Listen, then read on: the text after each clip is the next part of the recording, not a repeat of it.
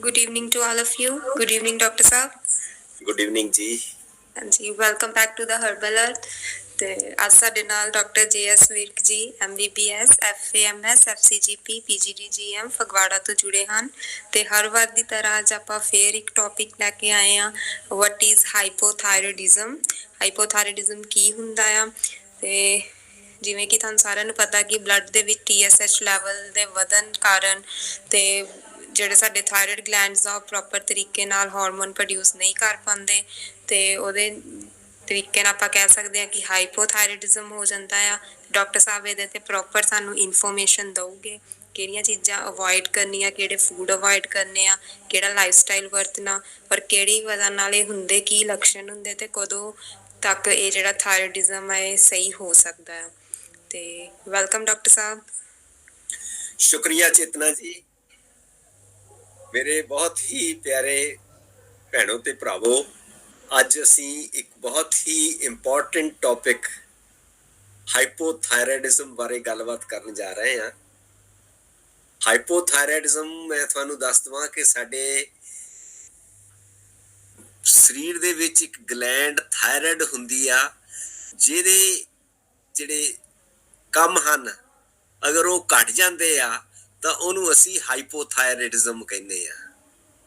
ते एक मैं कोट दसनी चाहना आ, ये नाल ही संबंधित हैगी आ कि गुस्सा जिहड़ा हैगा आ वो अनईजीनेस कर दिंदा ते डिसकंपोजर माइंड दा कर दिंदा हैगा आ। जदों माइंड दे विच गुस्सा आंदा आ तां साडा जिहड़ा मन हैगा वो झुंधला जांदा आ ते ये एक किसी इंजरी करके हो जाता आ।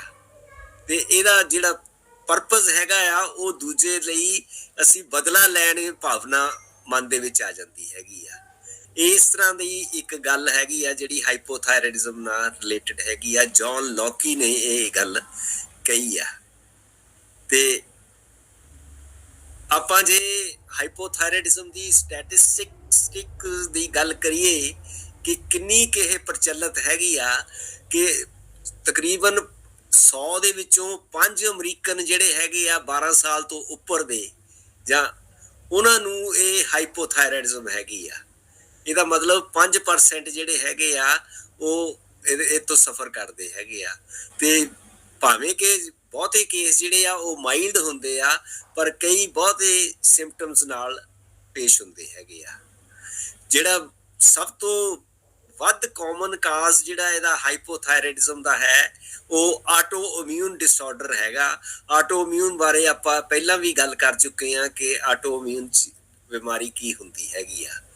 ਇਹਦਾ ਮਤਲਬ ਇਹ ਆ ਕਿ ਸਾਡਾ ਜਿਹੜਾ ਇਮਿਊਨ ਸਿਸਟਮ ਹੈਗਾ ਆ ਉਹ ਸਾਡੀ ਬਾਡੀ ਨੂੰ ਅਟੈਕ ਕਰਨਾ ਸ਼ੁਰੂ ਕਰ ਦਿੰਦਾ ਆ ਤੇ ਇਹਦੇ ਲਈ ਸਾਡੇ ਐਂਟੀ ਥਾਇਰਾਇਡ ਦੀਆਂ ਜਿਹੜੀਆਂ ਐਂਟੀਬਾਡੀਜ਼ ਹੈਗੀਆਂ ਆ ਉਹ ਸਾਡੇ ਸਰੀਰ ਦੇ ਵਿੱਚ ਬਣ ਜਾਂਦੀਆਂ ਆ ਤੇ ਉਹਦੇ ਨਾਲ ਇਹ ਸਾਡਾ ਜਿਹੜਾ ਥਾਇਰਾਇਡ ਹੈਗਾ ਆ ਉਹ ਚਾਹੇ ਤਾਂ ਘੱਟ ਕੰਮ ਕਰਨਾ ਸ਼ੁਰੂ ਕਰ ਦਿੰਦਾ ਤੇ ਕਈ ਵਾਰੀ ਉਹ ਜ਼ਿਆਦਾ ਐਕਟਿਵ ਵੀ ਹੋ ਜਾਂਦਾ ਇਹਦੇ ਇਸੇ ਕਾਰਨ ਕਰਕੇ। ਹਾਈਪੋਥਾਇਰੋਇਡਿਜ਼ਮ ਜਿਹੜਾ ਹੈਗਾ ਆ ਇਹਦੀ ਮੋਰਟੈਲਿਟੀ ਜਿਹੜੀ ਆ ਉਹ ਤਕਰੀਬਨ 50% ਤੱਕ ਪਹੁੰਚ ਜਾਂਦੀ ਹੈਗੀ ਆ। ਤੇ ਇਹ ਜਿਹੜੇ ਸਿੰਪਟਮਸ ਹੈਗੇ ਆ ਇਹ ਬਹੁਤ ਸੀਰੀਅਸ ਹੁੰਦੇ ਆ ਤੇ ਜਿਹੜੇ ਲੋ ਥਾਇਰਾਇਡ ਜੇ ਇੰਪਰੂਵ ਕਰ ਦਈਏ ਲੋ ਥਾਇਰਾਇਡ ਦੇ ਹਾਰਮੋਨ ਤਾਂ ਫਿਰ ਇਹ ਜਿਹੜੇ ਸਿੰਪਟਮਸ ਹੈਗੇ ਆ ਉਹ ਕੰਟਰੋਲ ਹੋ ਜਾਂਦੇ ਆ ਤੇ ਇਹ ਸਾਡੀ ਜਿਹੜੀ ਲਾਈਫ ਸਪੈਨ ਹੈਗਾ ਆ ਉਹਨੂੰ ਵੀ ਸ਼ਾਰਟਨ ਨਹੀਂ ਹੋਣ ਦਿੰਦੇ, ਘਟਣ ਨਹੀਂ ਦਿੰਦੇ। ਤੇ ਹੁਣ ਆਪਾਂ ਦੇਖਦੇ ਹਾਂ ਕਿ ਇਹ ਥਾਇਰਾਇਡ ਜਿਹੜੀ ਹੈ ਉਹ ਕਿਸ ਤਰ੍ਹਾਂ ਹੈ। ਥਾਇਰਾਇਡ ਗਲੈਂਡ ਸਾਡੇ ਗਲੇ ਦੇ ਵਿੱਚ ਜਿਹੜੀ ਸਾਡੀ ਨੈਕ ਹੈਗੀ ਆ ਨੈਕ ਹੈਗੀ ਆ, ਨੈਕ ਦੇ ਮੋਹਰਲੇ ਹਿੱਸੇ ਦੇ ਵਿੱਚ ਆ ਸਾਡੀ ਪਾਈਪ ਹੈਗੀ ਆ, ਸਾਹ ਦੀ ਨਾਲੀ ਹੈਗੀ ਆ।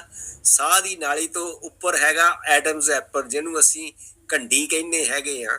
ਉਹਦੇ ਥੱਲੇ ਇਸ ਤਰ੍ਹਾਂ ਦੀ ਇਹ ਬਟਰਫਲਾਈ ਟਾਈਪ ਆ ਜਿਹੜੀ ਹੈ ਇਹ ਬਟਰਫਲਾਈ ਟਾਈਪ ਗਲੈਂਡ ਹੁੰਦੀ ਹੈਗੀ ਆ ਔਰ ਇਹਦਾ ਇਸਥਮਸ ਹੈਗਾ ਆ ਔਰ ਇਹ ਗਲੈਂਡ ਜਿਹੜੀ ਆ ਇਹਨੂੰ ਥਾਇਰਾਇਡ ਗਲੈਂਡ ਕਹਿੰਦੇ ਆ। ਇਹਦਾ ਸੱਜਾ ਪਾਸਾ ਔਰ ਖੱਬਾ ਪਾਸਾ ਹੈਗਾ ਆ ਐਡਮਸ ਐਪਲ ਹੈਗਾ ਆ ਜਿਹਨੂੰ ਅਸੀਂ ਸੰਗੀ ਕਹਿੰਦੇ ਹੈਗੇ ਆ। ਉਹਦੇ ਥੱਲੇ ਹੈਗੀ ਆ ਇਹ ਔਰ ਇਸ ਤਰ੍ਹਾਂ ਇਹਦੀ ਸਿਚੁਏਸ਼ਨ ਹੈਗੀ ਆ। ਔਰ ਇਹਦੇ ਵਿੱਚੋਂ ਹਾਰਮੋਨਸ ਜਿਹੜੇ ਬਣਦੇ ਹੈਗੇ ਆ ਉਹਦੇ ਬਾਰੇ ਮੈਂ ਤੁਹਾਨੂੰ ਐਕਸਪਲੇਨ ਕਰ ਦਿੰਦਾ ਹੈਗਾ ਆ ਕਿ ਸਾਡਾ ਜਿਹੜਾ ਦਿਮਾਗ ਹੈਗਾ ਆ ਉਹਦੇ ਵਿੱਚੋਂ ਇੱਕ ਹਾਰਮੋਨ ਅਸੀਂ ਨਿਕਲਦਾ ਹੈਗਾ ਹੈ ਜਿਹਨੂੰ TSH ਕਹਿੰਦੇ ਆ। TSH ਬਹੁਤ ਇੰਪੋਰਟੈਂਟ ਹਾਰਮੋਨ ਹੈਗਾ ਜਿਹਨੂੰ ਥਾਇਰਾਇਡ ਸਟਿਮੂਲੇਟਿੰਗ ਹਾਰਮੋਨ ਕਹਿੰਦੇ ਹੈਗੇ ਆ। ਇਹ ਜਿਹੜਾ ਹਾਰਮੋਨ ਹੈ ਇਹਨੂੰ ਬ੍ਰੇਨ ਦੇ ਵਿੱਚੋਂ ਥਾਇਰਾਇਡ ਲਈ ਨਿਕਲਣ ਲਈ ਸਾਨੂੰ 4 ਜਿਹੜੇ ਐਲੀਮੈਂਟਸ ਦੀ ਜ਼ਰੂਰਤ ਹੁੰਦੀ ਆ। ਇਹ ਮੈਂ ਇੱਥੇ ਦੱਸਣਾ ਚਾਹੁੰਦਾ ਆ ਕਿਉਂਕਿ ਜਿਹੜੇ ਸਾਡੇ ਟ੍ਰੈਡੀਸ਼ਨਲ ਡਾਕਟਰਸ ਹੈਗੇ ਆ ਉਹ ਸਿਰਫ TSH ਦਾ ਹੀ ਮਤਲਬ ਇਨਵੈਸਟੀਗੇਸ਼ਨ ਕਰਾਉਂਦੇ ਹੈਗੇ ਆ ਔਰ ਉਹਦੇ ਉੱਤੇ ਡਿਪੈਂਡ ਕਰ ਦਿੰਦੇ ਆ ਕਿ ਤੁਹਾਨੂੰ ਥਾਇਰਾਇਡ ਹੈਗੀ ਆ ਜਾਂ ਨਹੀਂ ਹੈਗੀ। ਇਹ ਇੱਕ ਬ੍ਰੇਨ ਦਾ ਹੈਗਾ ਆ ਹਾਰਮੋਨ ਹੈਗਾ ਆ, ਬ੍ਰੇਨ ਦੇ ਵਿੱਚੋਂ ਪਿਚੂਟਰੀ ਚੋਂ ਨਿਕਲਦਾ ਹੈਗਾ। ਇਸ ਕਰਕੇ ਇਹਨੂੰ ਕੱਢਣ ਦੇ ਲਈ 4 ਐਲੀਮੈਂਟ ਦੀ ਜ਼ਰੂਰਤ ਹੈਗੀ ਆ। ਇਹ 4 ਕਿਹੜੇ ਆ? ਇੱਕ ਤਾਂ ਪ੍ਰੋਟੀਨ ਬਹੁਤ ਜ਼ਰੂਰੀ ਹੈਗੀ ਆ। ਜੇ ਸਾਡੀ ਬਾਡੀ 'ਚ ਪ੍ਰੋਟੀਨ ਐਡਿਕੁਏਟ ਆ ਤਾਂ ਇਹ ਨਿਕਲੂਗਾ। ਫਿਰ ਮੈਗਨੀਸ਼ੀਅਮ ਹੈ, ਫਿਰ B12 ਹੈਗਾ, ਫਿਰ ਜ਼ਿੰਕ ਹੈਗਾ। ਅਗਰ ਇਹ 4 ਐਲੀਮੈਂਟ ਸਾਡੇ ਐਡਿਕੁਏਟ ਹੈਗੇ ਆ ਤਾਂ ਅਸੀਂ ਸਮਝ ਸਕਦੇ ਹਾਂ ਕਿ TSH ਜਿਹੜਾ ਆ ਉਹ ਥਾਇਰਾਇਡ ਦੇ ਉੱਤੇ ਪੂਰਾ ਕੰਮ ਕਰੇਗਾ। ਜੇ ਇਹਨਾਂ ਵਿੱਚੋਂ ਇੱਕ ਵੀ ਨਹੀਂ ਹੈ, ਘਾਟ ਹੈ ਇੱਕ ਦੀ ਵੀ, ਤਾਂ ਇਹ ਪੂਰੀ ਤਰ੍ਹਾਂ ਕੰਮ ਨਹੀਂ ਕਰੇਗਾ। ਫਿਰ ਆ ਜਾਂਦੀ ਗੱਲ ਥਾਇਰਾਇਡ ਦੀ। ਥਾਇਰਾਇਡ ਜਿਹੜੀ ਹੈਗੀ ਆ ਇਹ 2 ਤਰ੍ਹਾਂ ਦੇ, ਵੈਸੇ ਤਾਂ 4 ਤਰ੍ਹਾਂ ਦੇ T1, T2, T3, T4 ਪੈਦਾ ਕਰਦੀ ਹੈਗੀ ਆ ਹਾਰਮੋਨਸ, ਪਰ T3 ਤੇ T4 ਵਾਲੀ ਅਸੀਂ ਗੱਲ ਕਰਦੇ ਹੈਗੇ ਆ। ਇਹ T3 ਜਿਹੜੀ ਆ 15% ਜਿਹੜੀ ਆ T3 ਪੈਦਾ ਕਰਦੀ ਆ ਔਰ 85% T4 ਕਰਦੀ ਹੈਗੀ ਆ। T3 ਜਿਹੜਾ ਹੈ ਇਹ ਐਕਟਿਵ ਹਾਰਮੋਨ ਹੈਗਾ, ਇਹ ਕੰਮ ਕਰਦਾ ਹੈਗਾ ਆ। ਇਹ ਸਾਨੂੰ ਮਤਲਬ ਹਾਈਪੋਥਾਇਰਾਇਡਿਜ਼ਮ ਤੋਂ ਬਚਾਉਣਾ ਹੈਗਾ ਸੈਲਸ ਦੇ ਉੱਤੇ। ਤੇ ਜਿਹੜਾ T4 ਹੈਗਾ ਆ ਇਹ ਇਨਐਕਟਿਵ ਹੈਗਾ ਪਰ ਇਹਦੀ ਕੁਆਂਟੀਟੀ 85% ਹੁੰਦੀ ਹੈਗੀ ਆ। ਔਰ ਇਹ ਜਿਹੜਾ ਆ ਇਹ ਸਿਰਫ ਇੱਕ ਸਟੋਰ ਹਾਰਮੋਨ ਹੈਗਾ ਆ। ਜਦੋਂ ਸਾਡੀ ਬਾਡੀ ਨੂੰ ਜ਼ਰੂਰਤ ਪੈਂਦੀ ਆ ਕਿ T4 ਅਸੀਂ ਮਤਲਬ ਜ਼ਿਆਦਾ ਮੈਟਾਬੋਲਿਜ਼ਮ ਕਰਨਾ ਹੈਗਾ ਜਾਂ ਸਟ੍ਰੈਸ ਵਿੱਚ ਹੈਗੇ ਆ ਜਾਂ ਕਿਸੇ ਤਰੀਕੇ ਦੇ ਨਾਲ, ਫਿਰ ਇਹ T4 ਜਿਹੜਾ ਆ ਲਿਵਰ ਦੇ ਥਰੂ T3 ਦੇ ਵਿੱਚ ਕਨਵਰਟ ਹੋ ਜਾਂਦਾ ਹੈਗਾ ਆ। ਔਰ ਇਹ ਸੈਲੀਨੀਅਮ ਜਿਹੜਾ ਹੈ ਇਹਦੇ ਲਈ ਬਹੁਤ ਇੰਪੋਰਟੈਂਟ ਹੈਗਾ। ਜਿਨ੍ਹਾਂ ਲੋਕਾਂ ਦੇ ਵਿੱਚ ਸੈਲੀਨੀਅਮ ਦੀ ਘਾਟ ਹੈਗੀ ਆ ਉਹ T4 ਤੋਂ T3 ਬਣਨ ਦੇ ਵਿੱਚ ਬਹੁਤ ਰੁਕਾਵਟ ਹੁੰਦੀ ਆ ਤੇ ਇਸ ਕਰਕੇ ਉਹ T3 ਕਈਆਂ ਨੂੰ ਨਹੀਂ ਬਣਦਾ। ਬੇਸ਼ੱਕ ਉਹਨਾਂ ਨੂੰ T3 ਦੀ ਲੋੜ ਹੁੰਦੀ ਹੈਗੀ ਆ। ਔਰ ਇਹ T4 ਤੇ T3 ਪੈਦਾ ਹੋਣ ਦੇ ਲਈ ਵੀ 3 ਜਿਹੜੇ ਐਲੀਮੈਂਟ ਆ ਉਹਨਾਂ ਦੀ ਜ਼ਰੂਰਤ ਹੁੰਦੀ ਆ। ਇੱਕ ਤਾਂ ਆਇਓਡੀਨ ਦੀ ਜ਼ਰੂਰਤ ਹੁੰਦੀ ਆ। ਇਹ ਜਿਹੜੇ T3 ਔਰ T4 ਹੈਗੇ ਆਇਓਡੀਨ ਦੇ ਮੋਲੀਕਿਊਲ ਹੁੰਦੇ ਹੈਗੇ ਆ। ਇਹ ਵਿਟਾਮਿਨ C ਦੀ ਇਹਦੇ ਵਿੱਚ ਬਹੁਤ ਜ਼ਰੂਰਤ ਹੁੰਦੀ ਆ ਤੇ B2 ਜਿਹੜਾ ਰਿਬੋਫਲੇਵਨ ਹੈਗਾ ਉਹਦੀ ਜ਼ਰੂਰਤ ਹੁੰਦੀ ਹੈਗੀ ਆ। ਇਹ ਜੇ 3 ਵੀ ਇਹਨਾਂ ਵਿੱਚੋਂ ਵੀ ਕੋਈ ਸਾਡੀ ਬਾਡੀ ਦੇ ਵਿੱਚ ਘਾਟ ਹੈਗੀ ਆ ਤਾਂ T4 ਤੇ T3 ਬਣਨ ਦੇ ਵਿੱਚ ਵੀ ਇਹਨੂੰ ਪ੍ਰੋਬਲਮ ਹੋਏਗੀ। ਇਹ T4 ਇਨਐਕਟਿਵ ਹੈਗਾ ਆ ਪਰ ਜਿਹੜਾ ਅਸੀਂ ਗੋਲੀ ਦਿੰਨੇ ਆ ਇਹਦੇ ਵਿੱਚ ਥਾਇਰਾਇਡ ਦੀਆਂ ਕਈ ਵਾਰੀ ਗੋਲੀਆਂ ਹੁੰਦੀਆਂ ਸਿੰਥਰੋਇਡ, ਐਲਟਰੋਕਸਿਨ, ਇਹ T4 ਹੁੰਦੀਆਂ ਆ। ਇਹ ਬਿਲਕੁਲ ਮਤਲਬ ਇਨਐਕਟਿਵ ਹਾਰਮੋਨ ਹੈ ਔਰ ਇਹਨੂੰ ਮਤਲਬ ਬਦਲਣਾ ਪੈਂਦਾ ਹੈ T3 ਦੇ ਵਿੱਚ ਐਕਟਿਵ ਹੋਣ ਦੇ ਲਈ। ਜੇ ਸੈਲੀਨੀਅਮ ਦੀ ਘਾਟ ਆ ਬੇਸ਼ੱਕ ਤੁਸੀਂ ਜਿੰਨਾ ਮਰਜ਼ੀ T4 ਦੇਈ ਚਲੋ, ਸਿੰਥਰੋਇਡ ਦੇ ਦਿਓ, ਐਲਟਰੋਕਸਿਨ ਦੇ ਦਿਓ ਜਾਂ ਜਿਹੜੀ ਸਵੇਰ ਨੂੰ ਗੋਲੀ ਖਾਣੇ ਆ ਖਾਲੀ ਪੇਟ ਉਹ ਮਤਲਬ ਦੇਈ ਚੱਲੋ, ਪਰ ਇਹ ਫਿਰ T3 ਤੁਹਾਨੂੰ ਅਸਰ ਨਹੀਂ ਕੋਈ ਵੀ ਕਰਨਾ। ਉਹਦੇ ਨਾਲ ਨਾ ਤੁਹਾਡਾ weight ਘਟਣਾ ਆ ਨਾ ਤੁਹਾਡੇ ਸਿੰਪਟਮਸ ਘਟਣੇ ਹੈਗੇ ਆ। ਤਾਂ ਇਨਸਟੈਂਟ ਕੀ ਹੋਣਾ ਆ ਕਿ ਜਦੋਂ ਅਸੀਂ ਜ਼ਿਆਦਾ ਉਹ ਗੋਲੀਆਂ ਖਾਂਦੇ ਰਹਿੰਦੇ ਆ ਤੇ ਸਾਡੀ ਜਿਹੜੀ ਮਤਲਬ ਉਹਦੀ RT3 ਜ਼ਿਆਦਾ ਬਣ ਜਾਂਦਾ। RT ਦਾ ਮਤਲਬ ਹੈਗਾ ਰਿਵਰਸ T3। ਇਹ ਜਿਹੜਾ ਮਿਰਰ ਇਮੇਜ T3 ਦਾ ਆ ਉਹ ਬਣ ਜਾਂਦਾ। T3 ਤਾਂ ਐਕਟਿਵ ਹੈਗਾ ਆ, ਜਿਹੜਾ RT3 ਹੁੰਦਾ ਆ ਇਹ ਇਨਐਕਟਿਵ ਹੈਗਾ ਆ। ਇਹ ਸਗੋਂ T3 ਨੂੰ ਵੀ ਕਮਜ਼ੋਰ ਕਰ ਦਿੰਦਾ ਔਰ ਬਲੌਕ ਕਰ ਦਿੰਦਾ ਹੈਗਾ ਆ। T3 ਦਾ ਐਕਸ਼ਨ ਜੇ ਆਲਰੇਡੀ ਥੋੜਾ ਬਹੁਤ ਹੈਗਾ ਵੀ ਆ, ਇਹ RT3 ਉਹਨੂੰ ਵੀ ਬਲੌਕ ਕਰ ਦਿੰਦਾ ਤੇ ਸੈਲਸ ਦੇ ਉੱਤੇ ਕੰਮ ਨਹੀਂ ਕਰਦਾ। ਔਰ ਇਹਦੇ ਲਈ ਸੈਲਸ ਦੇ ਉੱਤੇ T3 ਦੇ ਕੰਮ ਕਰਨ ਦੇ ਲਈ ਸਾਨੂੰ 2 ਹੋਰ ਵਿਟਾਮਿਨ ਦੀ ਜ਼ਰੂਰਤ ਹੁੰਦੀ ਆ, ਵਿਟਾਮਿਨ D3 ਤੇ ਵਿਟਾਮਿਨ A। ਜੇ ਇਹਨਾਂ ਦੀ ਘਾਟ ਹੈਗੀ ਆ ਤਾਂ ਬੇਸ਼ੱਕ ਸਾਡੇ ਕੋਲ ਜਿੰਨਾ ਮਰਜ਼ੀ T3 ਪਿਆ ਹੋਵੇ, ਪਰ ਸਾਡੇ ਸੈੱਲਾਂ ਦੇ ਵਿੱਚ, ਸਾਡੀ ਬਾਡੀ ਦੇ ਵਿੱਚ T3 ਦਾ ਕੋਈ ਅਸਰ ਨਹੀਂ ਹੋਣਾ। ਇਸ ਕਰਕੇ ਵਿਟਾਮਿਨ D3 ਤੇ ਵਿਟਾਮਿਨ A ਦਾ ਹੋਣਾ ਵੀ ਸਾਡੀ ਬਾਡੀ ਦੇ ਵਿੱਚ ਬਹੁਤ ਜ਼ਰੂਰੀ ਹੈਗਾ ਆ। ਸੋ ਇਹ ਮੈਂ ਤੁਹਾਨੂੰ ਇਸ ਕਰਕੇ ਦੱਸਿਆ ਆ ਕਿ ਜਿਹੜੇ ਸਾਡੇ ਟ੍ਰੈਡੀਸ਼ਨਲ ਡਾਕਟਰਸ ਹੈਗੇ ਆ, ਉਹ ਸਿਰਫ ਤੇ ਸਿਰਫ ਇੱਕ ਉਹ ਸਿੰਥਰੋਇਡ ਜਾਂ ਐਲਟਰੋਕਸਨ ਦੀ ਗੋਲੀ ਦੇ ਕੇ ਕਹਿ ਦਿੰਦੇ ਆ ਕਿ ਤੁਹਾਨੂੰ ਥਾਇਰਾਇਡ ਦੀ ਹਾਈਪੋਥਾਇਰਾਇਡਿਜ਼ਮ ਹੋ ਗਿਆ ਤੇ ਆ ਗੋਲੀ ਖਾ ਲਓ ਤੇ ਇਹਨਾਂ ਤੁਹਾਡਾ ਠੀਕ ਹੋ ਜਾਏਗਾ। ਪਰ ਜਿੰਨਾ ਚਿਰ ਆ ਚੀਜ਼ਾਂ 4, ਆ ਚੀਜ਼ਾਂ 3 ਤੇ ਆ ਚੀਜ਼ਾਂ 2 ਤੇ ਆ ਚੀਜ਼ 1, ਇਹ 10 ਚੀਜ਼ਾਂ ਤੁਹਾਡੀ ਬਾਡੀ ਦੇ ਵਿੱਚ ਕਿਸੇ ਤਰੀਕੇ ਦੇ ਨਾਲ ਵੀ ਘਾਟ ਹੈਗੀ ਆ ਤੇ ਤੁਹਾਡੀ ਬਾਡੀ ਦੇ ਵਿੱਚ ਥਾਇਰਾਇਡ ਦੀ ਜਿਹੜਾ ਹਾਰਮੋਨ ਆ ਉਹਦਾ ਕੰਮ ਨਹੀਂ ਚੱਲਣਾ। ਇਹ ਸਮਝਣਾ ਬਹੁਤ ਜ਼ਰੂਰੀ ਆ। ਇਸ ਕਰਕੇ ਇਹ ਮੈਨੂੰ ਤੁਹਾਨੂੰ ਐਕਸਪਲੇਨ ਕਰਨਾ ਜ਼ਿਆਦਾ ਪਹਿਲਾਂ ਹੀ ਮਤਲਬ ਦੱਸਣਾ ਪਿਆ, ਬਹੁਤ ਜ਼ਰੂਰੀ ਹੈਗਾ ਆ। ਸੋ ਇਹਨੂੰ ਮਨ ਦੇ ਵਿੱਚ ਰੱਖ ਕੇ ਫਿਰ ਆਪਾਂ ਅੱਗੇ ਚੱਲਦੇ ਹਾਂ ਕਿ ਕਿਸ ਤਰ੍ਹਾਂ ਅੱਗੇ ਚੱਲਣਾ ਹੈਗਾ ਆ। ਇਹ ਫਿਰ ਹੈ ਇੱਕ ਗੋਇਟਰ ਹੈ, ਤੁਸੀਂ ਕਈ ਗਿੱਲੜ ਜਿਹਨੂੰ ਕਹਿ ਦਿੰਦੇ ਹੈਗੇ ਆ। ਇਹ ਗੋਇਟਰ ਜਿਹੜਾ ਆ, ਇਹ ਥਾਇਰਾਇਡ ਦੀ ਜਦੋਂ ਇਨਲਾਰਜਮੈਂਟ ਹੋ ਜਾਂਦੀ ਆ, ਜਦੋਂ ਇਹ ਸੁੱਜ ਜਾਂਦੀ ਆ, ਮੰਨ ਲਓ ਗਿੱਲੜ ਹੋ ਜਾਂਦਾ ਹੈਗਾ ਆ, ਇਹ ਗਲੈਂਡ ਦੇ ਨੈਕ ਦੇ ਅਗਲੇ ਹਿੱਸੇ ਵਿੱਚ ਹੁੰਦਾ। ਜਿੱਦਾਂ ਮੈਂ ਤੁਹਾਨੂੰ ਦੱਸਿਆ ਕਿ ਐਡਮਸ ਐਪਲ ਦੇ ਥੱਲੇ ਹੈ। ਇਹ ਟੈਂਪਰੇਰੀ ਪ੍ਰੋਬਲਮ ਹੈਗੀ ਆ ਤੇ ਕਈਆਂ ਨੂੰ ਤਾਂ ਆਪਣੇ ਆਪ ਕੰਟਰੋਲ ਹੋ ਜਾਂਦੀ ਆ, ਕਈਆਂ ਨੂੰ ਜਦੋਂ ਖਾਸ ਕਰਕੇ ਲੜਕੀਆਂ ਨੂੰ ਜਦ ਤਕਰੀਬਨ ਉਹਨਾਂ ਦੇ ਮੈਂਸਸ ਵਗੈਰਾ ਸ਼ੁਰੂ ਹੋਣੇ ਹੁੰਦੇ ਆ ਮਿਨਾਰਕੀ, ਤੇ ਉਸ ਵੇਲੇ ਇਹ ਵੱਧ ਜਾਂਦੀ ਹੈਗੀ ਆ, ਜਾਂ ਫਿਰ ਪ੍ਰੈਗਨੈਂਸੀ ਦੇ ਵਿੱਚ, ਜਾਂ ਜਦੋਂ ਵੀ ਲੋੜ ਜ਼ਿਆਦਾ ਹਾਰਮੋਨਸ ਦੀ ਬਾਡੀ ਨੂੰ ਹੁੰਦੀ ਆ, ਉਸ ਵੇਲੇ ਜ਼ਿਆਦਾ ਇਹਦੀ ਜ਼ਰੂਰਤ ਹੋਣ ਦੇ ਕਰਕੇ ਇਹ ਗੋਇਟਰ ਜਿਹੜਾ ਹੈ ਹੋ ਜਾਂਦਾ ਆ। ਕਈ ਵਾਰੀ ਕਈ ਜਗ੍ਹਾ ਦੇ ਉੱਤੇ ਜਿੱਥੇ ਆਇਓਡੀਨ ਦੀ ਕਮੀ ਹੁੰਦੀ ਆ, ਜਿੱਦਾਂ ਪਹਾੜਾਂ ਦੇ ਨੀਚੇ ਜਿਹੜੇ ਇਲਾਕੇ ਹੈਗੇ ਆ ਜਿੱਥੇ ਕਿ ਆਇਓਡੀਨ ਦੀ ਘਾਟ ਹੁੰਦੀ ਆ, ਉੱਥੇ ਵੀ ਇਹ ਜਿਹੜੀ ਗੋਇਟਰ ਦੀ ਜਿਹੜੀ ਬਿਮਾਰੀ ਹੈਗੀ ਆ ਉਹ ਦੇਖਣ ਨੂੰ ਮਿਲਦੀ ਹੈਗੀ ਆ। ਗੋਇਟਰ ਦੇ ਟਾਈਪਸ ਕਿਹੜੇ ਹੈਗੇ ਆ? ਇਹ ਕਿਉਂਕਿ ਜਿਹੜੀ ਇਹ ਥਾਇਰਾਇਡ ਹੈਗੀ ਆ ਉਹ ਸੁੱਜ ਜਾਂਦੀ ਹੈਗੀ ਆ, ਤੇ ਕਈ ਤਰ੍ਹਾਂ ਦੇ ਗੋਇਟਰ ਜਿਹੜੇ ਹੈਗੇ ਹੈ। ਇੱਕ ਤਾਂ ਸਿੰਪਲ ਗੋਇਟਰ ਹੈਗਾ ਆ। ਸਿੰਪਲ ਗੋਇਟਰ ਜਿਹੜਾ ਆ, ਇਹ ਹਾਰਮੋਨ ਜਦੋਂ ਪੂਰੇ ਨਹੀਂ ਬਣਦੇ ਤਾਂ ਉਹਦੇ ਵਿੱਚ ਮਤਲਬ ਥਾਇਰਾਇਡ ਗਰੋਥ ਜਿਹੜੀ ਆ ਉਹ ਵਧਣੀ ਸ਼ੁਰੂ ਹੋ ਜਾਂਦੀ ਹੈਗੀ ਆ। ਫਿਰ ਐਂਡੈਮਿਕ ਗੋਇਟਰਸ ਹੈਗੇ ਆ, ਜਿਹੜੇ ਕਲੋਇਡ ਗੋਇਟਰ ਵੀ ਇਹਨਾਂ ਨੂੰ ਕਹਿੰਦੇ ਆ। ਇਹ ਆਇਓਡੀਨ ਦੀ ਕਮੀ ਕਰਕੇ, ਜਿਨ੍ਹਾਂ ਇਲਾਕਿਆਂ ਦੇ ਵਿੱਚ ਆਇਓਡੀਨ ਦੀ ਕਮੀ ਹੈਗੀ ਆ, ਉੱਥੇ ਫਿਰ ਇਹ ਇਸ ਤਰ੍ਹਾਂ ਦੇ ਗੋਇਟਰ ਹੋ ਜਾਂਦੇ ਹੈਗੇ ਆ। ਤੇ ਤੁਹਾਡੀ ਜਿਹੜੀ ਥਾਇਰਾਇਡ ਹੈਗੀ ਆ, ਉਹ ਹਾਰਮੋਨ ਬਣਾਉਣ ਦੇ ਲਈ ਆਇਓਡੀਨ ਉਹਨਾਂ ਨੂੰ ਜ਼ਰੂਰਤ ਹੈਗੀ ਆ। ਜਦੋਂ ਆਇਓਡੀਨ ਨਹੀਂ ਮਿਲਦੀ ਤਾਂ ਜਿਹੜੇ ਉਹਦੇ ਸੈੱਲ ਹੈਗੇ ਆ ਉਹ ਵੱਧ ਜਾਂਦੇ ਆ ਤਾਂ ਕਿ ਉਹ ਜ਼ਿਆਦਾ ਕੰਮ ਕਰ ਲੈਣ। ਤੇ ਇਹ ਕਈ ਕੰਟਰੀਆਂ ਦੇ ਵਿੱਚ ਹੈਗੇ ਆ ਜਿੱਥੇ ਆਇਓਡੀਨ ਦੀ ਕਮੀ ਹੈਗੀ ਆ, ਉੱਥੇ ਫਿਰ ਲੋਕ ਗੌਰਮੈਂਟ ਜਿਹੜੀ ਹੈਗੀ ਆ ਆਇਓਡੀਨ ਰਿਚ ਸਾਲਟ ਜਿਹੜਾ ਹੈਗਾ ਆ ਉਹ ਪ੍ਰੋਵਾਈਡ ਕਰਦੀ ਹੈਗੀ ਆ। ਫਿਰ ਹੈਗਾ ਸਪੋਰਾਡਿਕ ਔਰ ਨਾਨ ਟੌਕਸਿਕ ਗੋਇਟਰਸ ਜਿਹੜੇ ਆ, ਇਹ ਵੀ ਨੋਨ ਕਾਜ਼ ਹੈ। ਕਈ ਡਰੱਗਸ ਜਿਹੜੀਆਂ ਹੈਗੀਆਂ ਆ ਮੈਡੀਕਲ ਕੰਡੀਸ਼ਨਸ ਦੇ ਵਿੱਚ, ਉਹ ਵੀ ਇਸ ਤਰ੍ਹਾਂ ਦਾ ਨਾਨ ਟੌਕਸਿਕ ਗੋਇਟਰ ਜਿਹੜਾ ਪੈਦਾ ਕਰ ਦਿੰਦੀਆਂ ਹੈਗੀਆਂ। ਫਿਰ ਇੱਕ ਮਲਟੀ ਨੋਡੂਲਰ ਗੋਇਟਰਸ ਹੁੰਦੇ ਹੈਗੇ ਆ, ਜਿਹੜੇ ਕਿ ਲੰਪਸ, ਜਿਹੜੇ ਨੋਡਿਊਲਸ ਟਾਈਪ ਜਿਹੜੇ ਆ, ਉਹ ਥਾਇਰਾਇਡ ਦੇ ਵਿੱਚ ਕਈ ਤਰ੍ਹਾਂ ਦੇ ਵੱਧ ਜਾਂਦੇ ਹੈਗੇ ਆ, ਉਹਨੂੰ ਅਸੀਂ ਮਲਟੀ ਨੋਡੂਲਰ ਗੋਇਟਰ ਕਹਿੰਦੇ ਹੈਗੇ ਆ। ਤੇ ਹੁਣ ਆਉਂਦੇ ਆ ਕਿ ਹਾਈਪੋਥਾਇਰਾਇਡਿਜ਼ਮ ਕੀ ਹੈਗੀ ਆ। Hypothyroidism under active thyroid disease ਨੂੰ ਕਹਿੰਦੇ ਆ, ਜਿਹੜੀ ਕਿ ਕਾਮਨ ਡਿਸਆਰਡਰ ਹੈਗਾ ਆ। ਕਿਉਂਕਿ ਜਿਹੜੀ ਥਾਇਰਾਇਡ ਦਾ ਕੰਮ ਹੈਗਾ ਆ, ਜਦੋਂ ਉਹ ਪ੍ਰੋਪਰਲੀ ਕੰਮ ਨਹੀਂ ਕਰਦੀ, ਘੱਟ ਕਰਦੀ ਆ, ਤਾਂ ਅਸੀਂ ਉਸ ਵੇਲੇ ਉਹਨੂੰ ਹਾਈਪੋਥਾਇਰਾਇਡਿਜ਼ਮ ਕਹਿੰਦੇ। ਹਾਈਪੋ ਦਾ ਮਤਲਬ ਘੱਟ।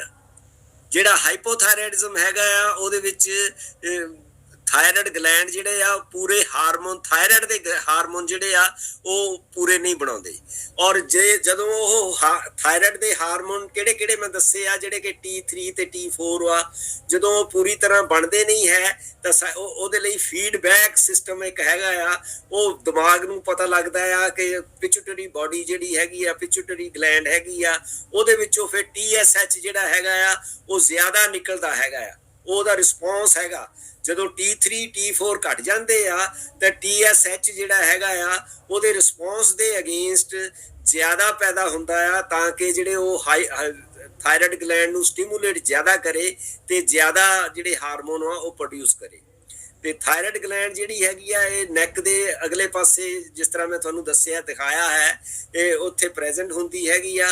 ਜਿਹੜੇ ਹਾਰਮੋਨ ਇਹਦੇ ਵਿੱਚੋਂ ਰਿਲੀਜ਼ ਹੁੰਦੇ ਆ ਇਹ ਬਲੱਡ ਸਟਰੀਮ ਦੇ ਥਰੂ ਸਾਰੀ ਬਾਡੀ ਦੇ ਵਿੱਚ ਅਫੈਕਟ ਕਰਦੇ ਹੈਗੇ ਆ, ਤੇ ਹਰ ਪਾਰਟ ਆਫ ਦਾ ਬਾਡੀ ਜਿਹੜਾ, ਹਰ ਸੈੱਲ ਜਿਹੜਾ ਬਾਡੀ ਦਾ ਆ ਉਹਦੇ ਉੱਤੇ ਇਹਦਾ ਇਫੈਕਟ ਹੁੰਦਾ ਹੈ। ਹਾਰਟ ਦੇ ਉੱਤੇ ਹੁੰਦੇ ਆ, ਬ੍ਰੇਨ ਦੇ ਉੱਤੇ ਹੁੰਦੇ ਆ, ਮਸਲ ਦੇ ਉੱਤੇ ਹੁੰਦੇ ਆ, ਸਕਿਨ ਦੇ ਉੱਤੇ, ਜਿੱਥੇ ਜਿੱਥੇ ਵੀ ਇਹ ਹਾਰਮੋਨ ਜਾਂਦੇ ਆ ਔਰ ਉੱਥੇ ਉਹਨਾਂ ਦੇ ਮੈਟਾਬੋਲਿਜ਼ਮ ਦੇ ਵਿੱਚ ਇਹ ਮਦਦ ਕਰਦੇ ਹੈਗੇ ਆ। ਤੇ ਥਾਇਰਾਇਡ ਜਿਹੜੀ ਆ ਇਹ ਸਾਡੇ ਬਾਡੀ ਦੇ ਸੈੱਲਸ ਦੀ એનર્ਜੀ ਨੂੰ, ਜਿਹੜੀ ਫੂਡ ਤੋਂ એનર્ਜੀ ਅਸੀਂ ਲੈਂਦੇ ਹੈਗੇ ਆ, ਉਹਨੂੰ ਕੱਢਣ ਦੇ ਵਿੱਚ ਸਹਾਇਤਾ ਦਿੰਦੀ ਹੈਗੀ ਆ, ਜਿਹਨੂੰ ਅਸੀਂ ਮੈਟਾਬੋਲਿਜ਼ਮ ਕਹਿੰਦੇ ਹੈਗੇ ਆ। ਤੇ ਅਦਰ ਹੋਰ ਚੀਜ਼ਾਂ ਜਿਹੜੀਆਂ ਮੈਟਾਬੋਲਿਜ਼ਮ ਤੋਂ ਇਲਾਵਾ ਸਾਡੀ ਬਾਡੀ ਦੀ ਜਿਹੜੀ ਟੈਂਪਰੇਚਰ ਹੈਗੀ ਆ ਉਹਨੂੰ ਵੀ ਸਟੇਬਲ ਰੱਖਦੀ ਹੈਗੀ ਆ, ਤੇ ਹਾਰਟ ਬੀਟ ਜਿਹੜੀ ਹੈਗੀ ਆ ਉਹਨੂੰ ਵੀ ਸਟੇਬਲ ਰੱਖਦੀ ਹੈਗੀ ਆ, ਤੇ ਅਸੀਂ ਕਿੱਦਾਂ ਕੈਲੋਰੀਜ਼ ਜਿਹੜੀਆਂ ਹੈਗੀਆਂ ਉਹ ਬਰਨ ਕਰਦੇ ਹੈਗੇ ਆ ਉਹਨੂੰ ਵੀ ਸਟੇਬਲ ਕਰਦੀ ਹੈਗੀ ਆ। ਸੋ ਇਹ ਕਈ ਕੰਮ ਹੈਗੇ ਆ ਜਿਨ੍ਹਾਂ ਦੇ ਬਹੁਤ ਜ਼ਿਆਦਾ ਘੱਟ ਟੈਂਪਰੇਚਰ ਰਹਿੰਦਾ ਆ, ਉਹਨਾਂ ਨੂੰ ਵੀ ਹਾਈਪੋਥਾਇਰਾਇਡਿਜ਼ਮ ਦੀ ਸ਼ਿਕਾਇਤ ਹੁੰਦੀ ਹੈਗੀ ਆ। ਇਸ ਕਰਕੇ ਟੈਂਪਰੇਚਰ ਜਿਹੜਾ ਸਾਡੀ ਬਾਡੀ ਦਾ ਮੇਨਟੇਨ ਰੱਖਣਾ ਆ ਉਹ ਵੀ ਥਾਇਰਾਇਡ ਦਾ ਕੰਮ ਹੈਗਾ ਆ। ਤੇ ਜੇ ਤੁਹਾਡੇ ਥਾਇਰਾਇਡ ਹਾਰਮੋਨ ਪੂਰੇ ਨਹੀਂ ਹੈਗੇ ਹੈ ਤਾਂ ਤੁਹਾਡੇ ਦੇ ਜਿੰਨੇ ਵੀ ਪ੍ਰੋਸੈਸਿਸ ਹੈਗੇ ਆ ਸਾਰੇ ਸਲੋ ਡਾਊਨ ਹੋ ਜਾਂਦੇ ਹੈਗੇ ਆ। ਇਹਦਾ ਮਤਲਬ ਹੈਗਾ ਆ ਕਿ ਤੁਸੀਂ ਘੱਟ એનર્ਜੀ ਬਣਾਉਣੇ ਹੈਗੇ ਆ, ਤੁਹਾਡਾ ਮੈਟਾਬੋਲਿਜ਼ਮ ਜਿਹੜਾ ਹੈਗਾ ਆ ਉਹ ਵੀ ਸਲਗਿਸ਼ ਹੋ ਜਾਂਦਾ ਹੈਗਾ ਆ। ਸਿੰਪਟਮਸ ਕੀ ਆ ਇਹਦੇ? ਸਿੰਪਟਮਸ ਤਾਂ ਹਾਈਪੋਥਾਇਰਾਇਡਿਜ਼ਮ ਦੇ ਮੇਰਾ ਖਿਆਲ ਆ ਕਿ 300 ਤੋਂ ਜ਼ਿਆਦਾ ਸਿੰਪਟਮ ਜਿਹੜੇ ਹੈਗੇ ਆ ਉਹ ਹਾਈਪੋਥਾਇਰਾਇਡਿਜ਼ਮ ਦੇ ਹੁੰਦੇ ਆ, ਪਰ ਜਿਹੜੇ ਉਹਨਾਂ ਵਿੱਚੋਂ ਮੇਨ ਹੈਗੇ ਆ ਉਹ ਮੈਂ ਤੁਹਾਨੂੰ ਇੱਥੇ ਐਨੂਮਰੇਟ ਕਰ ਦਿੰਦਾ ਹੈਗਾ ਆ। ਸਿੰਪਟਮ ਜਿਹੜੇ ਆ ਉਹ ਵੇਗ ਹੁੰਦੇ ਆ ਤੇ ਕਈ ਵਾਰੀ ਹੋਰ ਕੰਡੀਸ਼ਨਸ ਦੇ ਨਾਲ ਵੀ ਉਹਨਾਂ ਦਾ ਮਿਮਿਕਿੰਗ ਹੋ ਜਾਂਦੀ ਹੈਗੀ ਆ। ਤੇ ਜਿੱਦਾਂ ਮੈਂਸਟਰੁਅਲ ਸਾਈਕਲਸ ਜਿਹੜੇ ਹੈਗੇ ਆ ਉਹਨਾਂ ਦੇ ਵਿੱਚ ਚੇਂਜ ਆ ਜਾਂਦੀ ਹੈਗੀ ਆ, ਕਈਆਂ ਨੂੰ ਕਨਸਟੀਪੇਸ਼ਨ ਬਹੁਤ ਹੋ ਜਾਂਦੀ ਆ, ਬਹੁਤਿਆਂ ਨੂੰ ਡਿਪਰੈਸ਼ਨ ਜਿਹੜਾ ਹੈ ਉਹ, ਮਤਲਬ ਡਿਪਰੈਸ਼ਨ ਦਾ ਕਾਜ਼ ਜਿਹੜਾ ਹੈਗਾ ਆ ਉਹ ਸਿਰਫ ਤੇ ਸਿਰਫ ਇੱਕ ਹਾਈਪੋਥਾਇਰਾਇਡਿਜ਼ਮ ਹੀ ਹੁੰਦਾ ਹੈਗਾ ਆ। ਔਰ ਜਦੋਂ ਅਸੀਂ ਡਿਪਰੈਸ਼ਨ ਦੇ ਮਰੀਜ਼ ਨੂੰ ਥਾਇਰਾਇਡ ਦਾ ਟੈਸਟ ਕਰਦੇ ਆ ਤਾਂ ਉਹ ਸਾਨੂੰ ਪਤਾ ਲੱਗ ਜਾਂਦਾ ਕਿ ਇਹਨੂੰ ਥਾਇਰਾਇਡ ਦੀ ਪ੍ਰੋਬਲਮ ਹੈਗੀ ਆ। ਡਰਾਈ ਹੇਅਰ ਤੇ ਹੇਅਰ ਲਾਸ ਹੋ ਜਾਂਦੀ ਆ, ਜਿਹੜੇ ਸਾਡੇ ਵਾਲ ਹੈਗੇ ਉਹ ਇੱਕਦਮ ਖੁਸ਼ਕ ਹੋ ਜਾਂਦੇ ਆ ਤੇ ਕਈ ਵਾਰੀ ਮਤਲਬ ਡਿੱਗਣੇ ਸ਼ੁਰੂ ਹੋ ਜਾਂਦੇ ਹੈਗੇ ਆ। ਸਕਿਨ ਦੀ ਜਿਹੜੀ ਡਰਾਈਨੈਸ ਹੈਗੀ ਆ ਉਹ ਜ਼ਿਆਦਾ ਹੋ ਜਾਂਦੀ ਹੈਗੀ ਆ, ਕੋਲੇਸਟ੍ਰੋਲ ਵੱਧ ਜਾਂਦੀ ਆ, ਤੇ ਹਰ ਵੇਲੇ ਅਸੀਂ ਥੱਕੇ ਮਹਿਸੂਸ ਕਰਦੇ ਹੈਗੇ ਆ, ਤੇ ਠੰਡ ਸਾਨੂੰ ਜ਼ਿਆਦਾ ਲੱਗਦੀ ਆ ਕਿਉਂਕਿ ਟੈਂਪਰੇਚਰ ਜਿਹੜੀ ਸਾਡੀ ਆ ਉਹ ਬਹੁਤ ਠੰਡੀ ਹੋ ਜਾਂਦੀ ਹੈਗੀ ਆ। ਗਲਾ ਜਿਹੜਾ ਹੈ, ਕਿਉਂਕਿ ਜਿਹੜਾ ਗੋਇਟਰ ਹੁੰਦਾ ਉਹਦੇ ਨਾਲ ਜਿਹੜਾ ਸਾਡੀ ਵੌਇਸ ਹੈਗੀ ਆ ਉਹ ਫਟ ਜਾਂਦੀ ਹੈਗੀ ਆ, ਹੋਰਸ ਹੋ ਜਾਂਦੀ ਹੈਗੀ ਆ। ਕਈ ਵਾਰੀ ਜੁਆਇੰਟ ਪੇਨ ਹੋ ਜਾਂਦੇ ਆ, ਸਟਿਫਨੈਸ ਹੋ ਜਾਂਦੀ ਆ, ਸਵੈਲਿੰਗ ਜੁਆਇੰਟਸ ਦੇ ਵਿੱਚ ਹੋ ਜਾਂਦੀ ਆ, ਤੇ ਕਈ ਵਾਰੀ ਮੈਮਰੀ ਪ੍ਰੋਬਲਮਸ ਹੋ ਜਾਂਦੀਆਂ ਹੈਗੀਆਂ ਆ, ਤੇ ਸਾਡੀ ਯਾਦਦਾਸ਼ਤ ਦੇ ਵਿੱਚ ਵੀ ਫਰਕ ਪੈ ਜਾਂਦਾ ਹੈਗਾ ਆ, ਤੇ ਜਿਹੜੇ ਮਸਲਸ ਦੇ ਵਿੱਚ ਸਟਿਫਨੈਸ ਔਰ ਦਰਦਾਂ ਹੋ ਜਾਂਦੀਆਂ ਹੈਗੀਆਂ ਆ, ਕਈ ਵਾਰੀ ਮਸਲ ਕਮਜ਼ੋਰੀ ਹੋ ਜਾਂਦੀ ਹੈਗੀ ਆ, ਮੂੰਹ ਦੇ ਵਿੱਚ ਕਈ ਵਾਰੀ ਸੋਜਾ ਟਾਈਪ ਆ ਜਾਂਦਾ, ਪਫੀ ਫੇਸ ਹੋ ਜਾਂਦਾ ਹੈਗਾ ਆ। ਹਾਰਟ ਰੇਟ ਜਿਹੜਾ ਆ ਉਹ ਬ੍ਰੈਡੀਕਾਰਡੀਆ ਹੋ ਜਾਂਦਾ, ਘਟ ਜਾਂਦਾ ਹੈਗਾ।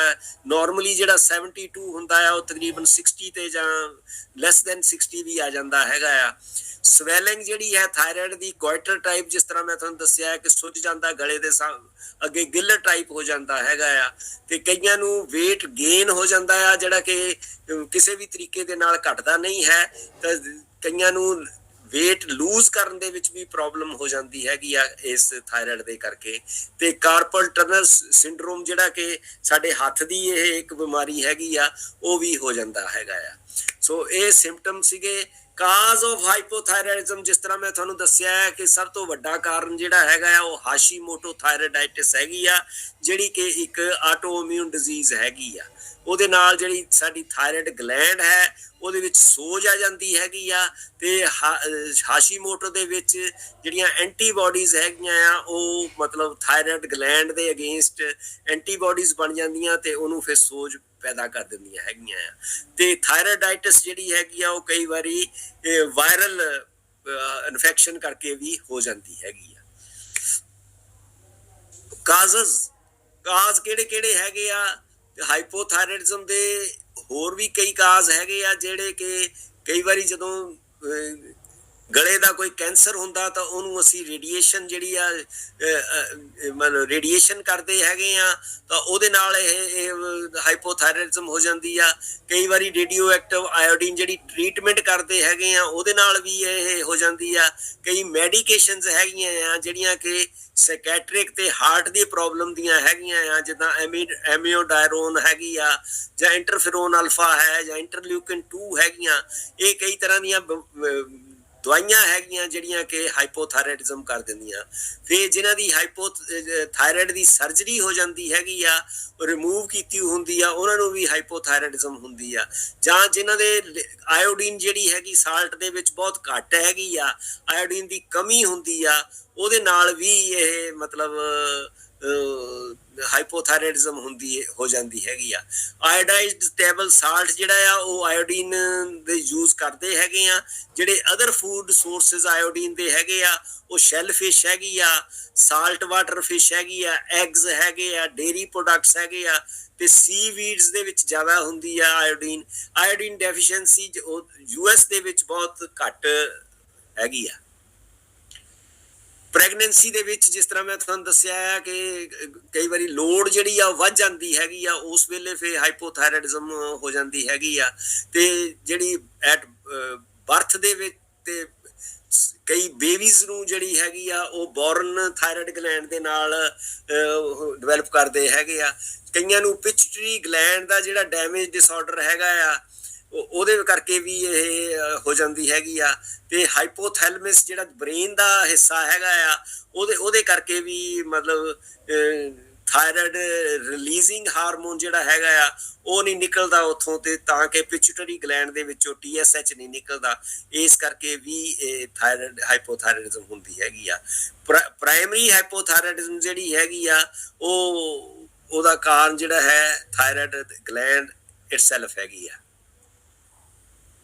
ਬੱਚਿਆਂ ਦੇ ਵਿੱਚ ਵੀ ਹਾਈਪੋਥਾਇਰਾਇਡਿਜ਼ਮ ਹੋ ਜਾਂਦੀ ਹੈਗੀ ਆ। ਚਿਲਡਰਨ ਜਿਹੜੇ ਹੈਗੇ ਆ, ਟੀਨਸ ਹੈਗੇ ਆ, ਉਹਨਾਂ ਦੇ ਹਾਈਪੋਥਾਇਰਾਇਡਿਜ਼ਮ ਹੁੰਦੀ ਆ। ਸਾਈਨ ਤੇ ਸਿੰਪਟਮ ਜਿਹੜੇ ਆ ਉਹ ਅਡਲਟਸ ਵਾਂਗੂ ਹੀ ਹੁੰਦੇ ਹੈਗੇ ਆ ਤਕਰੀਬਨ। ਤੇ ਇਹ ਉਹਨਾਂ ਦੀ ਪਿਊਬਰਟੀ ਜਿਹੜੀ ਹੈਗੀ ਆ ਉਹ ਡਿਲੇ ਹੋ ਜਾਂਦੀ ਹੈਗੀ ਆ, ਗਰੋਥ ਘਟ ਜਾਂਦੀ ਹੈਗੀ ਆ ਜਾਂ ਲੇਟ ਹੋ ਜਾਂਦੀ ਆ, ਤੇ ਸਟੇਚਰ ਉਹਨਾਂ ਦਾ ਸ਼ਾਰਟਰ ਹੋ ਜਾਂਦਾ, ਛੋਟੇ ਰਹਿ ਜਾਂਦੇ ਆ। ਮੈਂਟਲ ਡਿਵੈਲਪਮੈਂਟ ਵੀ ਪੂਰੀ ਨਹੀਂ ਹੁੰਦੀ, ਤੇ ਡਿਵੈਲਪਮੈਂਟ ਜਿਹੜੀ ਪਰਮਾਨੈਂਟ ਟੀਥ ਦੀ ਜਿਹੜੀ ਹੈਗੀ ਆ ਡਿਵੈਲਪਮੈਂਟ ਉਹ ਵੀ ਪ੍ਰੋਪਰ ਨਹੀਂ ਹੁੰਦੀ। ਇਸ ਕਰਕੇ ਰਿਸਕ ਫੈਕਟਰਸ ਕਿਹੜੇ ਹੈਗੇ ਆ? ਵੂਮਨ ਜਿਹੜੀਆਂ ਪਾਰਟੀਕੂਲਰਲੀ ਜਿਹੜੀਆਂ 올ਡਰ ਵੂਮਨ ਹੈਗੀਆਂ ਉਹਨਾਂ ਨੂੰ ਜ਼ਿਆਦਾ ਹਾਈਪੋਥਾਇਰਾਇਡਿਜ਼ਮ ਹੁੰਦੀ ਆ ਆਦਮੀਆਂ ਨਾਲੋਂ। ਤੇ ਜ਼ਿਆਦਾ ਜਿਹੜੇ ਹਾਈਪੋਥਾਇਰਾਇਡਿਜ਼ਮ ਹੈਗੇ ਆ ਕਲੋਜ਼ ਫੈਮਿਲੀ ਮੈਂਬਰਸ ਹੈਗੇ ਆ ਜਿਨ੍ਹਾਂ ਨੂੰ ਆਟੋ ਇਮਿਊਨ ਡਿਜ਼ੀਜ਼ ਹੈਗੀ ਆ, ਜਿੱਦਾਂ ਕਿ ਰੇਸ ਬੀਇੰਗ ਵਾਈਟ ਔਰ ਏਸ਼ੀਅਨ ਜਿਹੜੇ ਹੈ ਉਹਨਾਂ 'ਚ ਜ਼ਿਆਦਾ ਹੁੰਦੀ ਆ। ਜਿਹੜੇ ਜ਼ਿਆਦਾ 올ਡਰ ਹੈਗੇ ਆ ਉਹਨਾਂ ਨੂੰ ਜ਼ਿਆਦਾ ਹੁੰਦੀ ਆ।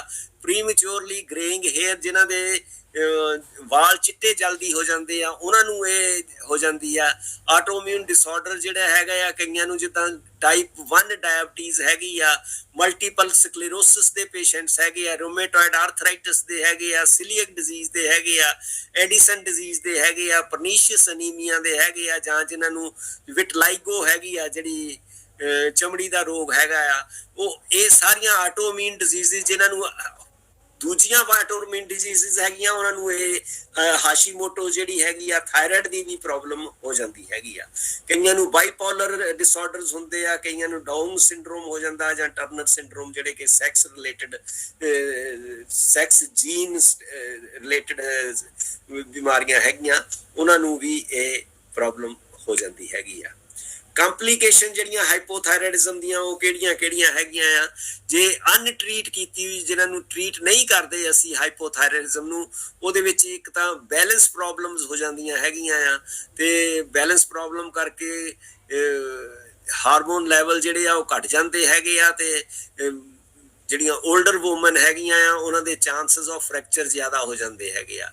ਗੋਇਟਰ ਜਿਹੜਾ ਹੈਗਾ, ਜਿਸ ਤਰ੍ਹਾਂ ਮੈਂ ਤੁਹਾਨੂੰ ਦੱਸਿਆ ਹੈਗਾ ਆ ਕਿ ਗੋਇਟਰ ਜਿਹੜਾ ਥਾਇਰਾਇਡ ਗਲੈਂਡ ਸੁੱਜ ਜਾਂਦੀ ਹੈਗੀ ਆ ਤੇ ਉਹਦੇ ਨਾਲ ਫਿਰ ਖਾਣੇ ਦੇ ਵਿੱਚ ਵੀ ਕਈ ਵਾਰੀ ਸਵੈਲੋਇੰਗ ਦੇ ਵਿੱਚ ਵੀ ਪ੍ਰੋਬਲਮ ਹੋ ਜਾਂਦੀ ਆ।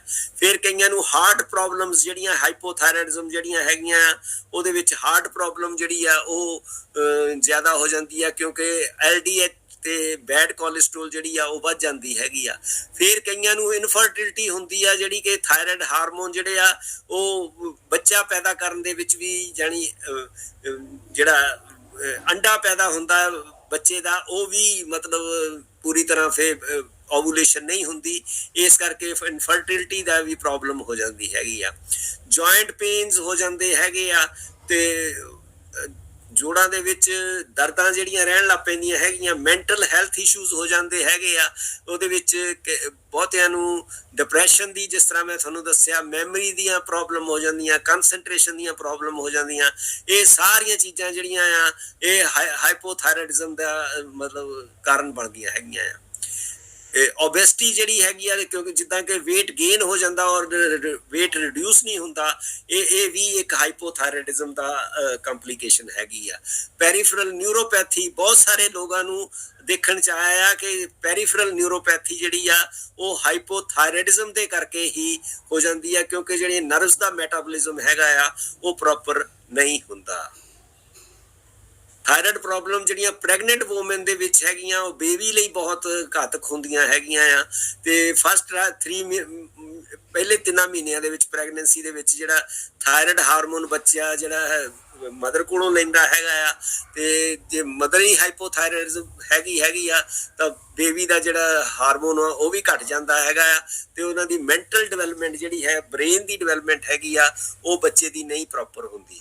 ਤੇ ਜੇ ਬਹੁਤ ਸਾਰੇ ਘੱਟ ਹਾਰਮੋਨ ਹੈਗੇ ਆ, ਬਹੁਤ ਜ਼ਿਆਦਾ ਘੱਟ ਹੈਗੇ ਆ, ਤਾਂ ਇੱਕ ਕੰਡੀਸ਼ਨ ਹੁੰਦੀ ਆ ਜਿਹਨੂੰ ਅਸੀਂ ਲਾਈਫ ਥ੍ਰੈਟਨਿੰਗ ਕੰਡੀਸ਼ਨ ਮਿਕਸੀਡੀਮਾ ਕਹਿੰਦੇ ਹੈਗੇ ਆ। ਮਿਕਸੀਡੀਮਾ ਜਿਹੜੀ ਆ ਸਵੀਅਰ ਫਾਰਮ ਹਾਈਪੋਥਾਇਰਾਇਡਿਜ਼ਮ ਦੀ ਹੁੰਦੀ ਆ ਤੇ ਇਹ ਮਿਕਸੀਡੀਮਾ ਜਿਹੜਾ ਹੈ ਇਹਦੇ ਵਿੱਚ ਸਾਡੀ ਮਤਲਬ ਸੁਰਤ ਵੀ ਚਲੇ ਜਾਂਦੀ ਆ ਤੇ ਅਸੀਂ ਕਈ ਵਾਰੀ ਕੋਮੇ ਦੇ ਵਿੱਚ ਚਲ ਜਾਂਦੇ ਹੈਗੇ ਆ ਤੇ ਇਹ ਬੋਡੀ ਟੈਂਪਰੇਚਰ ਜਿਹੜੀ ਇੰਨੀ ਘਟ ਜਾਂਦੀ ਹੈਗੀ ਆ ਕਿ ਇਹ ਵੀ ਇੱਕ ਕਾਰਨ ਜਿਹੜਾ ਹੈਗਾ ਆ ਡੈਥ ਦਾ ਕਾਰਨ ਵੀ ਬਣ ਸਕਦੀ ਹੈਗੀ ਆ। ਇਨਵੈਸਟੀਗੇਸ਼ਨਸ ਕਿਹੜੀਆਂ ਹੈਗੀਆਂ? ਇਨਵੈਸਟੀਗੇਸ਼ਨ ਜਿਹੜੀਆਂ ਆ TSH, ਜਿੱਦਾਂ ਮੈਂ ਤੁਹਾਨੂੰ ਦੱਸਿਆ ਆ ਕਿ ਬ੍ਰੇਨ ਹਾਰਮੋਨ ਹੈਗਾ ਆ, ਨਾਟ ਏ ਥਾਇਰਾਇਡ ਹਾਰਮੋਨ। ਤੇ ਫਿਰ ਵੀ ਜਿਹੜੀ ਟ੍ਰੈਡੀਸ਼ਨਲ ਮੈਡੀਸਨ ਹੈਗੀ ਆ ਉਹ ਇਸੇ ਟੈਸਟ ਦੇ ਉੱਤੇ ਰਿਲਾਈ ਕਰਕੇ ਤੇ ਡਾਇਗਨੋਸਿਸ ਕਰ ਦਿੰਦੀ ਹੈਗੀ ਆ ਥਾਇਰਾਇਡ ਦੇ ਡਿਸਆਰਡਰਸ ਦੇ। ਪਰ ਰੈਫਰੈਂਸ ਰੇਂਜ ਵੀ ਜਿਹੜਾ ਹੈਗਾ ਉਹ wide as deep as Pacific Ocean ਹੈਗਾ ਆ ਔਰ ਡਿਵਾਸਟੇਟਿੰਗ ਰਿਜ਼ਲਟਸ ਇਹਦੇ ਦੇਖਣ ਨੂੰ ਮਿਲਦੇ ਹੈਗੇ ਆ ਕਿਉਂਕਿ ਜਿਹੜੇ ਲੋਕਾਂ ਨੂੰ ਥਾਇਰਾਇਡ ਦੀ ਪ੍ਰੋਬਲਮ ਹੈਗੀ ਆ ਉਹਨਾਂ ਨੂੰ ਉਹ ਪਰਫੈਕਟਲੀ ਨਾਰਮਲ ਡਿਕਲੇਅਰ ਕਰਦੇ ਹੈਗੇ ਆ। ਸੋਲੂਸ਼ਨ ਜਿਹੜਾ ਹੈਗਾ ਆ, ਨੈਟਵਰਕ ਡਾਕਟਰਸ ਜਿਹੜੇ ਹੈਗੇ ਆ ਉਹ ਕੰਪਰੀਹੈਂਸਿਵ ਡਾਇਗਨੋਸਟਿਕ ਅਪਰੋਚ ਇਹਦੇ ਲਈ ਅਪਣਾਉਂਦੇ ਹੈਗੇ ਆ। ਐਡਵਾਂਸਡ ਬਲੱਡ, ਯੂਰਿਨ, ਸਲਾਈਵਾ ਤੇ ਜੈਨੇਟਿਕ ਲੈਬ ਐਨਾਲਿਸਿਸ ਕਰਦੇ ਹੈਗੇ ਆ ਤੇ ਮੈਡੀਕਲ ਹਿਸਟਰੀ ਤੇ ਸਿੰਪਟਮ ਵੈਲੂਏਸ਼ਨ ਪੂਰੀ ਕਰਦੇ ਆ।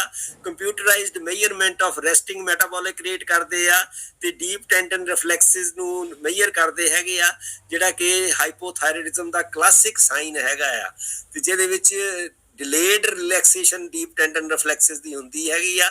ਸੋ ਉਹ ਇਹਨਾਂ ਸਾਰਿਆਂ ਨੂੰ ਸੋਲੂਸ਼ਨਸ ਨੂੰ ਦੇਖ ਕੇ ਹੀ ਉਹ ਡਾਇਗਨੋਸ ਕਰਦੇ ਆ ਕਿ ਇਹ ਹਾਈਪੋਥਾਇਰਾਇਡਿਜ਼ਮ ਹੈ ਮਰੀਜ਼ ਨੂੰ ਜਾਂ ਨਹੀਂ ਹੈ।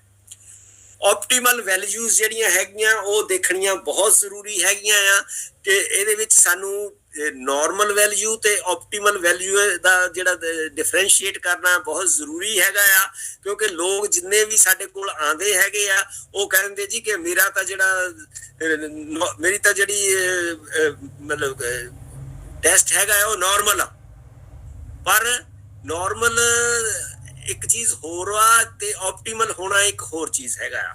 ਹੁਣ ਇਹਦੇ ਵਿੱਚ ਆਪਟੀਮਲ ਔਰ ਨਾਰਮਲ ਦੇ ਵਿੱਚ ਮੈਂ ਤੁਹਾਨੂੰ ਦੱਸਣਾ ਚਾਹਨਾ ਆ ਕਿ ਇਹ ਨਾਰਮਲ ਕਿੱਦਾਂ ਕੱਢਦੇ ਹੈਗੇ ਆ।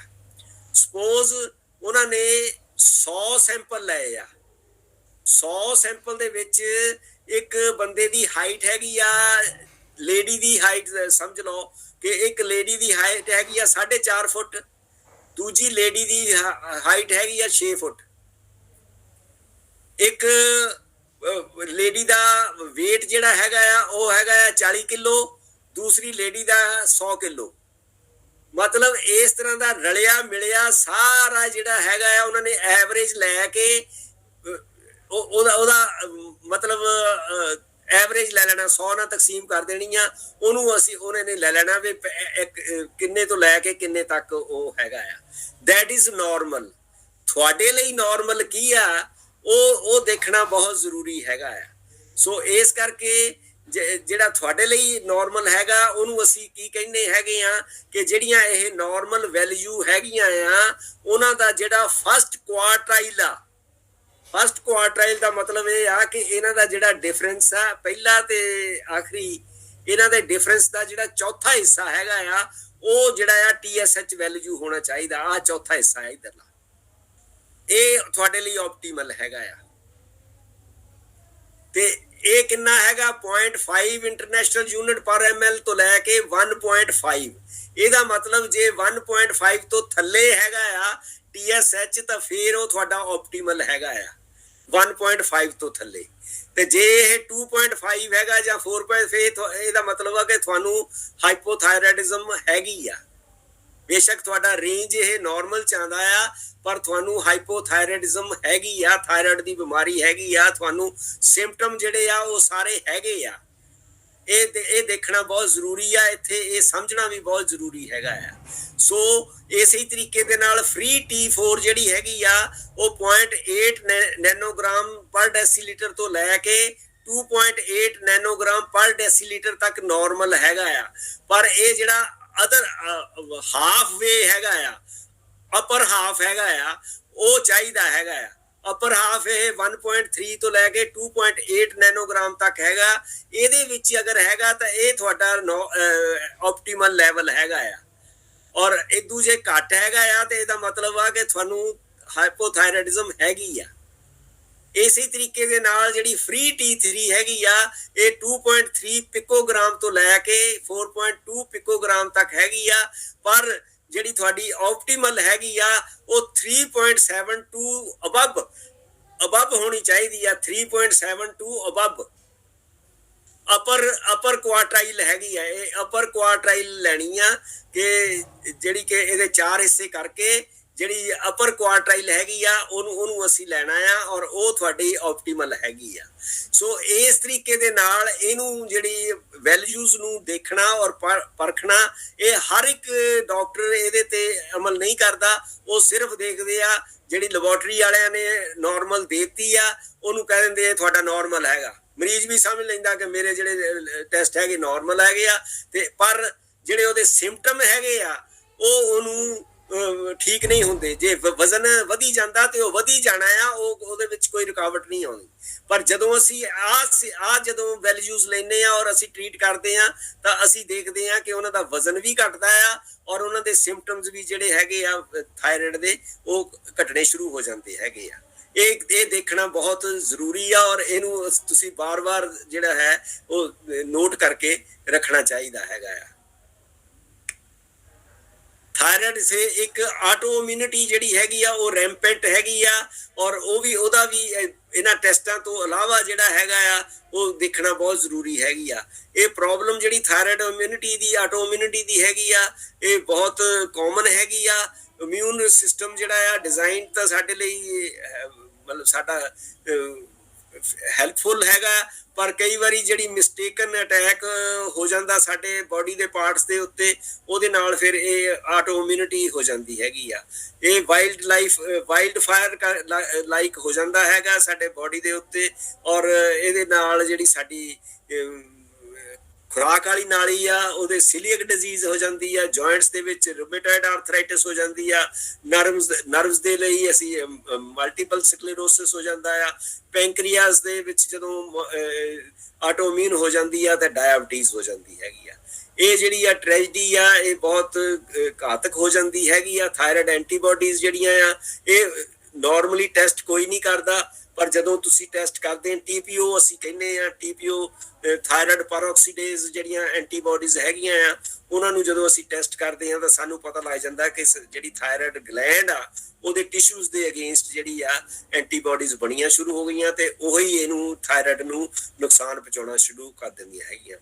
ਤੇ ਜਿਹੜੀ ਸੋਲੂਸ਼ਨ ਇਹਦਾ ਕੀ ਆ ਕਿ ਡਾਕਟਰ ਜਿਹੜੇ ਹੈਗੇ ਆ ਹਾਈ ਸਕਸੈਸ ਰੇਟ ਜਿਹੜੇ ਆ ਥਾਇਰਾਇਡ ਦੇ ਆਟੋਇਮਿਊਨਿਟੀ ਨੂੰ ਮਤਲਬ ਹਾਲਟ ਕਰ ਦਿੰਦੇ ਹੈਗੇ ਆ ਤੇ ਆਟੋਇਮਿਊਨ ਕੈਸਕੇਡ ਜਿਹੜਾ ਹੈਗਾ ਪ੍ਰੋਟੋਕੋਲਸ ਹੈਗੇ ਆ ਡਿਵੈਲਪ ਕੀਤੇ ਹੋਏ ਆ, ਉਹਨਾਂ ਨੂੰ ਅਸੀਂ ਰਿਗੂਲਰਸਲੀ ਇੰਪਲੋਏ ਕਰਦੇ ਆ ਤੇ ਅਸੀਂ ਕਲੀਨਿਕਲ ਟ੍ਰਾਇਲਸ ਦੇ ਵਿੱਚ ਉਹਨਾਂ ਨੂੰ ਬਿਲਕੁਲ ਹੀ ਠੀਕ ਕਰ ਦਿੰਦੇ ਹੈਗੇ ਆ ਇਹਨਾਂ ਐਂਟੀਬਾਡੀਜ਼ ਨੂੰ, ਤਾਂ ਕਿ ਇਹ ਸਾਡੀ ਬੋਡੀ ਦੇ ਉੱਤੇ ਗਲਤ ਅਸਰ ਨਾ ਕਰਨ।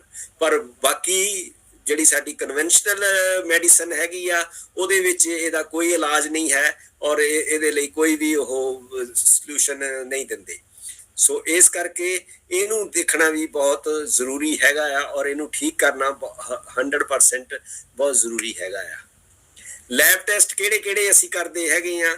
ਲੈਬ ਟੈਸਟ ਦੇ ਵਿੱਚ ਅਸੀਂ TSH ਕਰਦੇ ਹੈਗੇ ਆ, ਫ੍ਰੀ T3 ਤੇ T4 ਕਰਦੇ ਹੈਗੇ ਆ, ਰਿਵਰਸ T3 ਦਾ ਟੈਸਟ ਕਰਦੇ ਹੈਗੇ ਆ, ਥਾਇਰਾਇਡ ਐਂਟੀਬਾਡੀਜ਼ ਜਿਸ ਤਰ੍ਹਾਂ ਮੈਂ ਦੱਸਿਆ ਕਿ TPO ਕਰਦੇ ਆ, TG ਐਂਟੀਬਾਡੀ ਕਰਦੇ ਹੈਗੇ ਆ, ਜੇ ਗ੍ਰੇਵਜ਼ ਡਿਜ਼ੀਜ਼ ਹੋਵੇ ਤਾਂ TSI ਵੀ ਕਰਦੇ ਹੈਗੇ ਆ, 4 ਆਇਰਨ ਲੈਬਸ ਹੈਗੀਆਂ ਜਿਨ੍ਹਾਂ ਵਿੱਚ ਫੈਰੀਟਨ ਹੈਗੀਆਂ, ਪਰਸੈਂਟੇਜ ਸੈਚੂਰੇਸ਼ਨ ਹੈਗੀ ਆ, ਟੋਟਲ ਆਇਰਨ ਬਾਉਂਡ ਹੈਗੀ ਆ ਉਹ ਅਸੀਂ ਕਰਦੇ ਹੈਗੇ ਆ, ਫਿਰ ਸੀਰਮ ਆਇਰਨ ਕਰਦੇ ਹੈਗੇ ਆ, ਐਡਰੀਨਲ ਕੋਰਟੀਸੋਲ ਲੈਵਲ ਜਿਹੜੇ ਹੈਗੇ ਸਲਾਈਵਾ ਦੇ ਵਿੱਚ ਕਰਦੇ ਹੈਗੇ ਆ, ਬਲੱਡ 'ਚ ਨਹੀਂ, ਫਿਰ B12 ਤੇ ਫੋਲੇਟ ਦਾ ਟੈਸਟ ਕਰਦੇ ਬਲੱਡ ਦੇ ਵਿੱਚ, ਮੈਗਨੀਸ਼ੀਅਮ, ਪੋਟਾਸ਼ੀਅਮ, ਕੈਲਸ਼ੀਅਮ, ਸੋਡੀਅਮ ਤੇ ਗਲੂਕੋਜ਼ ਦਾ ਟੈਸਟ ਕਰਦੇ ਹੈਗੇ ਆ, ਵਿਟਾਮਿਨ D3 ਦਾ ਟੈਸਟ ਕਰਦੇ ਹੈਗੇ ਆ, ਸੈਕਸ ਹਾਰਮੋਨਸ ਦਾ ਟੈਸਟ ਕਰਦੇ ਆ, ਪ੍ਰੋਜੈਸਟਰੋਨ, ਐਸਟ੍ਰੋਜਨ ਤੇ ਟੈਸਟੋਸਟਰੋਨ ਦਾ।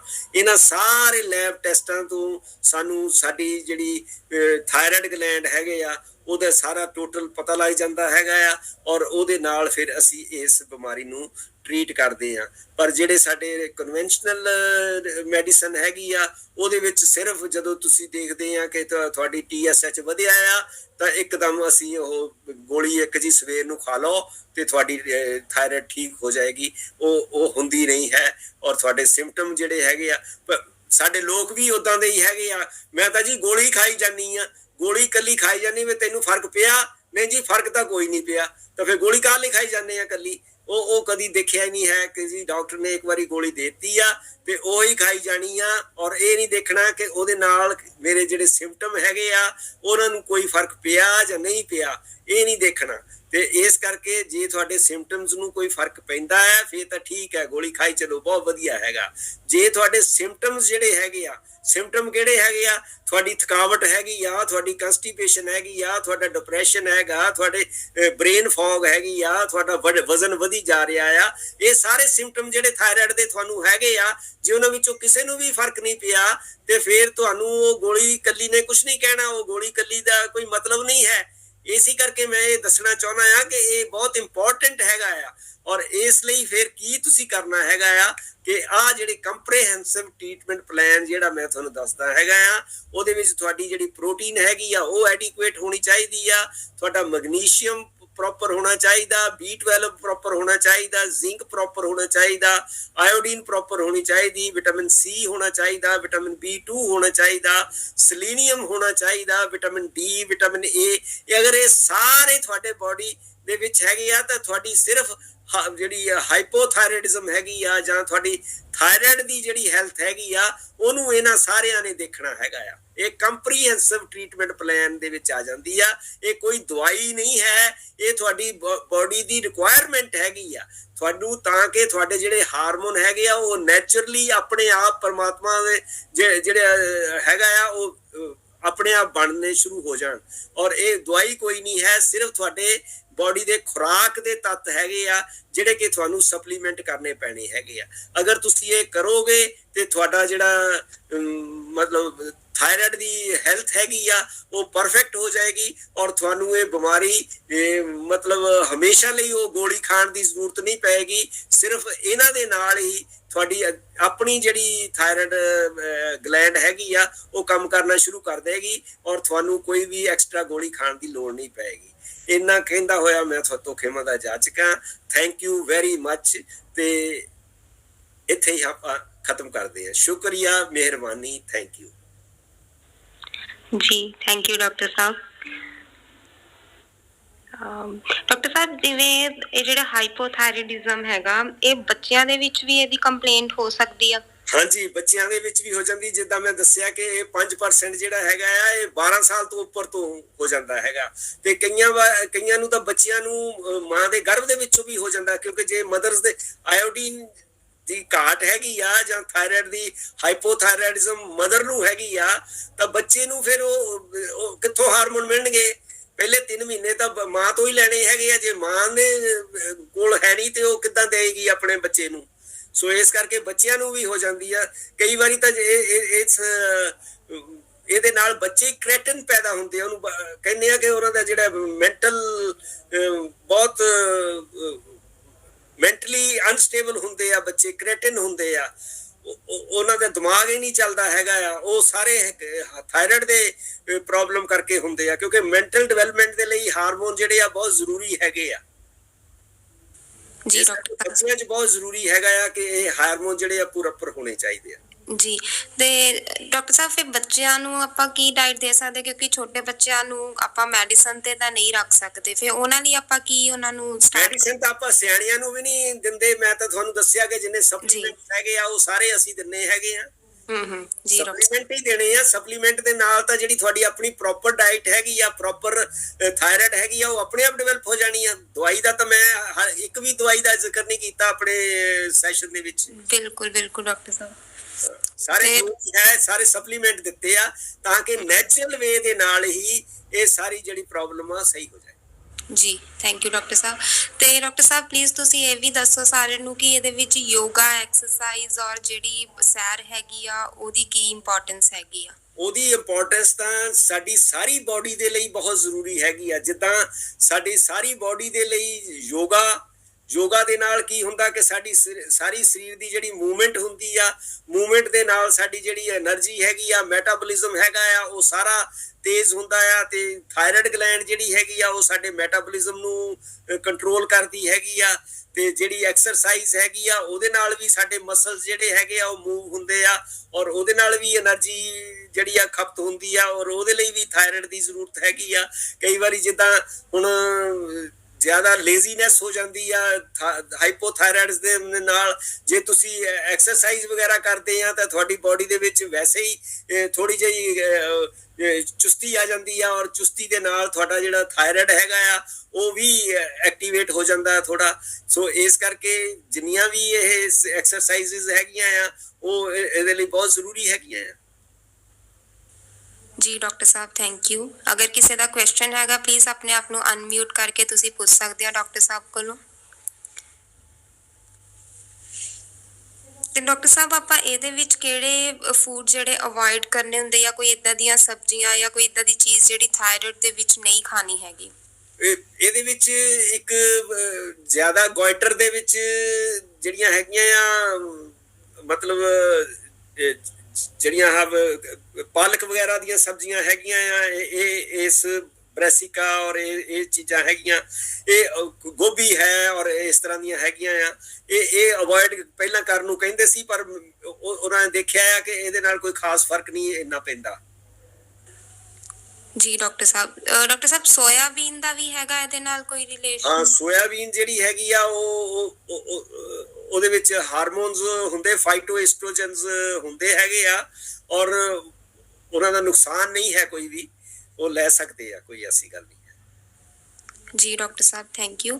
ਔਰ ਡਾਕਟਰ ਸਾਹਿਬ ਇਹਦੇ ਵਿੱਚ ਆਪਾਂ ਜਿਵੇਂ ਕਿ ਜਿੱਦਾਂ ਕਾੜੇ ਸੁਜੈਸਟ ਕਰੀਦੇ ਹੈਗੇ ਆ ਜਾਂ ਆਪਾਂ ਮਿਲਟਸ ਦੀ ਡਾਈਟ ਦਿੰਨੇ ਆ, ਆਇਲਸ ਦਿੰਨੇ ਆ ਕਿ ਰੈਗੂਲਰ ਕੋਈ ਵੀ ਨਹੀਂ ਖਾਣਾ ਜਿਵੇਂ ਕਿ ਤੁਸੀਂ ਹਮੇਸ਼ਾ ਦੱਸਦੇ ਆ, ਤੇ ਇਹ ਚੀਜ਼ਾਂ ਅਗਰ ਮਤਲਬ ਲੋਕੀ ਆਪਣੇ ਲਾਈਫ ਸਟਾਈਲ ਚ ਅਪਣਾਉਣ ਜਿਹੜਾ ਸਟਾਰਟ ਕੀਤਾ ਹੋਇਆ ਜਾਂ ਹੋਰ ਵੀ ਸਟਾਰਟ ਕਰਦੇ ਇਹਦੇ ਨਾਲ ਜਿਹੜਾ ਤੁਹਾਡਾ ਜਿਹੜਾ ਇਨਸੂਲਿਨ ਹੈਗੀ ਆ ਉਹ ਡੈਫੀਨੇਟਲੀ ਫਰਕ ਪੈਂਦਾ ਹੈਗਾ ਆ, ਔਰ ਇਨਸੂਲਿਨ ਜਿਹੜਾ ਹੈਗਾ ਆ ਤੁਹਾਡਾ ਜਿਹੜਾ weight ਹੈਗਾ ਆ ਉਹ ਡੈਫੀਨੇਟਲੀ ਉਹਦੇ ਨਾਲ ਰਿਡਿਊਸ ਹੁੰਦਾ ਹੈਗਾ ਆ, ਔਰ ਜਿਹੜਾ ਤੁਹਾਡਾ ਮਤਲਬ ਹਾਰਟ ਦੀ ਪ੍ਰੋਬਲਮ ਹੈਗੀ ਆ ਜਾਂ ਤੁਹਾਡਾ ਇਹ ਸਾਰੀਆਂ ਚੀਜ਼ਾਂ ਜਿਹੜੀਆਂ ਹੈਗੀਆਂ ਆ ਉਹਨਾਂ ਨੂੰ ਅਫੈਕਟ ਤਾਂ ਨੈਚੁਰਲੀ ਕਰਦਾ ਹੈਗਾ ਆ।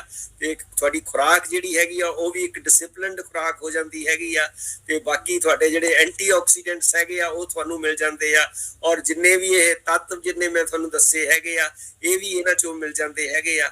ਸੋ ਇਹ ਬਹੁਤ ਬੈਨੀਫੀਸ਼ੀਅਲ ਹੈਗੀਆਂ ਤੁਹਾਡੇ ਲਈ। जी डॉक्टर साहब thank you.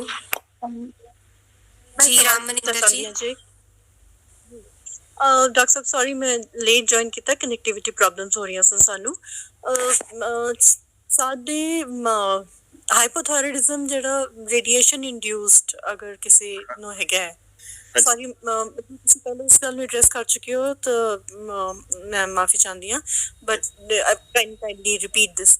If it is radiation induced hypothyroidism ਤੇ ਉਸਦਾ ਵੀ ਨੈਚੁਰਲ ਵੇ ਨਾਲ ਟ੍ਰੀਟਮੈਂਟ ਪੋਸੀਬਲ ਹੈਗਾ ਹੈ? ਅਗਰ ਇਹਦੇ ਵਿੱਚ ਡਿਪੈਂਡ ਕਰਦਾ ਹੈ ਕਿ ਰੇਡੀਏਸ਼ਨ ਦੇ ਨਾਲ ਤੁਹਾਡਾ ਜਿਹੜਾ ਥਾਇਰਾਇਡ ਆ ਕਿ ਉਹਦਾ ਡੈਮੇਜ ਕਿੰਨਾ ਹੋਇਆ ਹੈਗਾ ਆ। ਜੇ ਤਾਂ ਉਹ ਪਰਮਾਨੈਂਟ ਡੈਮੇਜ ਹੋ ਗਿਆ ਆ ਫਿਰ ਤਾਂ ਤੁਹਾਨੂੰ ਸਪਲੀਮੈਂਟਲ ਥਾਇਰਾਇਡ ਹਾਰਮੋਨ ਲੈਣੇ ਪੈਣੇ ਹੈਗੇ ਆ। ਓਕੇ, ਅਗਰ ਉਹਦਾ ਪ੍ਰੋਪਰ ਮਤਲਬ ਪੂਰੀ ਤਰ੍ਹਾਂ ਡੈਮੇਜ ਨਹੀਂ ਹੋਇਆ, ਪਾਰਸ਼ਲ ਹੋਇਆ ਹੈਗਾ ਆ, ਤਾਂ ਫਿਰ ਤੁਸੀਂ ਜਦੋਂ ਇਹ ਸਪਲੀਮੈਂਟ ਲੈਣੇ ਹੈਗੇ ਆ ਤਾਂ ਫਿਰ ਤੁਹਾਡੀ ਜਿਹੜੀ ਥਾਇਰਾਇਡ ਗਲੈਂਡ ਹੈਗੀ ਆ ਉਹ ਵਰਕ ਕਰਨਾ ਸ਼ੁਰੂ ਕਰ ਦੇਗੀ। ਇਹ ਕਿਸ ਤਰ੍ਹਾਂ ਪਤਾ ਚੱਲੇਗਾ ਕਿ ਪਰਮਨੈਂਟ ਡੈਮੇਜ ਹੈਗਾ ਜਾਂ ਟੈਂਪਰੇਰੀ ਹੈ? ਉਹ ਤੁਹਾਨੂੰ ਟੈਸਟ ਕਰਕੇ ਪਤਾ ਲੱਗ ਜਾਏਗਾ ਕਿ ਹਾਰਮੋਨਸ ਜਿਹੜੇ ਹੈਗੇ ਆ ਉਹ ਹੈ ਜਾਂ ਨਹੀਂ ਹੈ। ਅੱਛਾ ਜੀ, ਜਦੋਂ ਤੁਸੀਂ T3 T4 TSH ਕਰਵਾਉਣੇ ਹੈਗੇ ਆ ਤੇ ਤੁਹਾਨੂੰ ਉਹਨਾਂ ਹਾਰਮੋਨਸ ਤੋਂ ਮਤਲਬ ਟੈਸਟ ਤੋਂ ਪਤਾ ਲੱਗ ਜਾਂਦਾ ਕਿ ਤੁਹਾਡੇ ਬੋਡੀ ਦੇ ਵਿੱਚ ਇਹ ਹਾਰਮੋਨ ਬਣਦੇ ਆ ਜਾਂ ਨਹੀਂ ਬਣਦੇ। ਅੱਛਾ ਜੀ, ਬਿਕਾਜ਼ ਇੱਕਦਮ ਇਮੀਡੀਏਟਲੀ ਪੋਸਟ ਰੇਡੀਏਸ਼ਨ ਹੀ 6 ਮਹੀਨੇ ਤੋਂ ਬਾਅਦ ਡਿਵੈਲਪ ਹੋਈ ਹੈਗੀ ਹੈ, ਔਰ ਦਵਾਈ ਲੈਣ ਦੇ ਨਾਲ ਵਾਪਸ ਰੀਡਿੰਗਸ ਆਲਮੋਸਟ ਨਾਰਮਲ ਆ ਗਈਆਂ ਹੈਗੀਆਂ ਨੇ। ਬਟ ਅਸੀਂ ਦਾ ਕਾਜ਼ ਕੀ ਸੀ? Cancer, head and neck cancer, tonsil ਦਾ ਸੀ। ਅੱਛਾ ਤੇ ਹਾਂ ਉਹਦੇ ਕਰਕੇ, ਪਰ ਪਹਿਲਾਂ ਉਹਨਾਂ ਨੇ ਫਿਰ ਕੋਈ ਆਇਓਡੀਨ ਵਗੈਰਾ ਦਿੱਤੀ ਨਹੀਂ ਸੀ ਇਹਨੂੰ ਪ੍ਰੋਟੈਕਟ ਕਰਨ ਦੇ ਲਈ? ਉਹਨਾਂ ਦੇ ਵੈਸੇ ਨੈਕ ਕਵਰੇਜ ਜਿਹੜੀ ਹੁੰਦੀ ਹੈ ਉਹ ਸਭ ਮੈਟਲ ਪਲੇਟ ਜਿਹੜੀਆਂ ਹੁੰਦੀਆਂ ਨੇ ਉਹ ਬਣਾ ਕੇ ਉਸ ਤਰ੍ਹਾਂ ਦਿੱਤੀਆਂ ਸਰ। ਅੱਛਾ, ਫਿਰ ਵੀ 6 ਮਹੀਨੇ ਤੱਕ ਕੁਝ ਨਹੀਂ ਹੋਇਆ ਸੀ, 6 ਮਹੀਨੇ ਤੋਂ ਬਾਅਦ ਡਿਵੈਲਪ ਹੋਇਆ ਹਾਈਪੋਥਾਇਰਾਇਡਿਜ਼ਮ। ਔਰ ਹੁਣ ਟੈਸਟ ਕਰਵਾਓ, ਟੈਸਟ ਦੇ ਵਿੱਚੋਂ ਪਤਾ ਚੱਲ ਜਾਏਗਾ ਕਿ ਉਹਨਾਂ ਦਾ ਥਾਇਰਾਇਡ ਜਿਹੜੇ ਹਾਰਮੋਨਸ ਹੈਗੇ ਆ ਉਹ ਬਣਦੇ ਆ ਥੋੜੇ ਬਹੁਤ ਕਿ ਨਹੀਂ ਬਣਦੇ। ਜੇ ਨਹੀਂ ਬਣਦੇ, ਪ੍ਰੋਪਰ ਨਹੀਂ ਬਣਦੇ, ਫਿਰ ਉਹਨਾਂ ਲਈ ਨਹੀਂ ਕੁਝ ਵੀ ਕਰ ਸਕਦੇ, ਉਹਨਾਂ ਨੂੰ ਤਾਂ ਫਿਰ ਟੈਬਲੇਟ ਦੇਣੀ ਪਏਗੀ। ਅਦਰਵਾਈਜ਼ ਜੇ ਥੋੜੇ ਬਹੁਤ ਬਣਦੇ ਹੈਗੇ ਆ ਤਾਂ ਫਿਰ ਜਿਹੜੇ ਸਪਲੀਮੈਂਟ ਹੈਗੇ, ਈਵਨ ਦੈਨ ਸਪਲੀਮੈਂਟ ਜਿਹੜੇ ਹੈਗੇ ਆ ਉਹ ਥਾਇਰਾਇਡ ਜਿਹੜੀ ਆਇਓਡੀਨ ਤਾਂ ਜ਼ਰੂਰੀ ਦੇਣੀ ਚਾਹੀਦੀ ਹੈਗੀ ਆ। ਅੱਛਾ ਜੀ, ਓਕੇ, ਆਇਓਡੀਨ ਤਾਂ ਜ਼ਰੂਰੀ ਦੇਣੀ ਚਾਹੀਦੀ ਆ ਤੇ ਆਇਓਡੀਨ ਆਪਣੇ ਆਪ ਫਿਰ ਸ਼ੁਰੂ ਕਰ ਦੇਗੀ, ਕਿਉਂਕਿ ਆਇਓਡੀਨ ਦੇ ਨਾਲ ਜਿਹੜੇ ਥਾਇਰਾਇਡ ਦੇ ਸੈੱਲ ਹੈਗੇ ਆ ਉਹ ਡਿਵੈਲਪ ਕਰਨਾ ਸ਼ੁਰੂ ਕਰ ਜਾਂਦੇ ਆ। ਅੱਛਾ ਜੀ ਡਾਕਟਰ ਸਾਹਿਬ, ਬਾਕੀ ਡਿਟੇਲ ਵੈਸੇ ਆਈ ਥਿੰਕ ਅਸੀਂ ਬਾਅਦ ਚ ਅਪਾਇੰਟਮੈਂਟ ਲੈ ਕੇ ਤੁਹਾਨੂੰ ਵਿਜ਼ਿਟ ਕਰਕੇ ਫਿਰ ਪਤਾ ਕਰ ਸਕਦੇ ਹਾਂ। ਠੀਕ ਹੈ, thank you so much. Okay, thank you ਜੀ, ਥੈਂਕ ਯੂ ਡਾਕਟਰ ਸਾਹਿਬ। ਡਾਕਟਰ ਸਾਹਿਬ, ਇੱਕ ਇਹਦੇ ਵਿੱਚ ਹੋਰ ਕੁਐਸਚਨ ਹੈਗਾ ਆ ਕਿ ਜਿਵੇਂ ਤੁਸੀਂ ਇਹਦੇ ਵਿੱਚ ਦੱਸਿਆ ਕਿ ਇਹਦੇ ਜਿਹੜੇ ਸਿੰਪਟਮਸ ਆ ਮਤਲਬ ਪਹਿਲਾਂ ਨਹੀਂ ਪਤਾ ਲੱਗਦੇ, ਹਾਈਪੋਥਾਇਰਾਇਡਿਜ਼ਮ ਦੇ ਸਿੰਪਟਮਸ ਲੇਟ ਆਉਂਦੇ ਹੈਗੇ ਆ।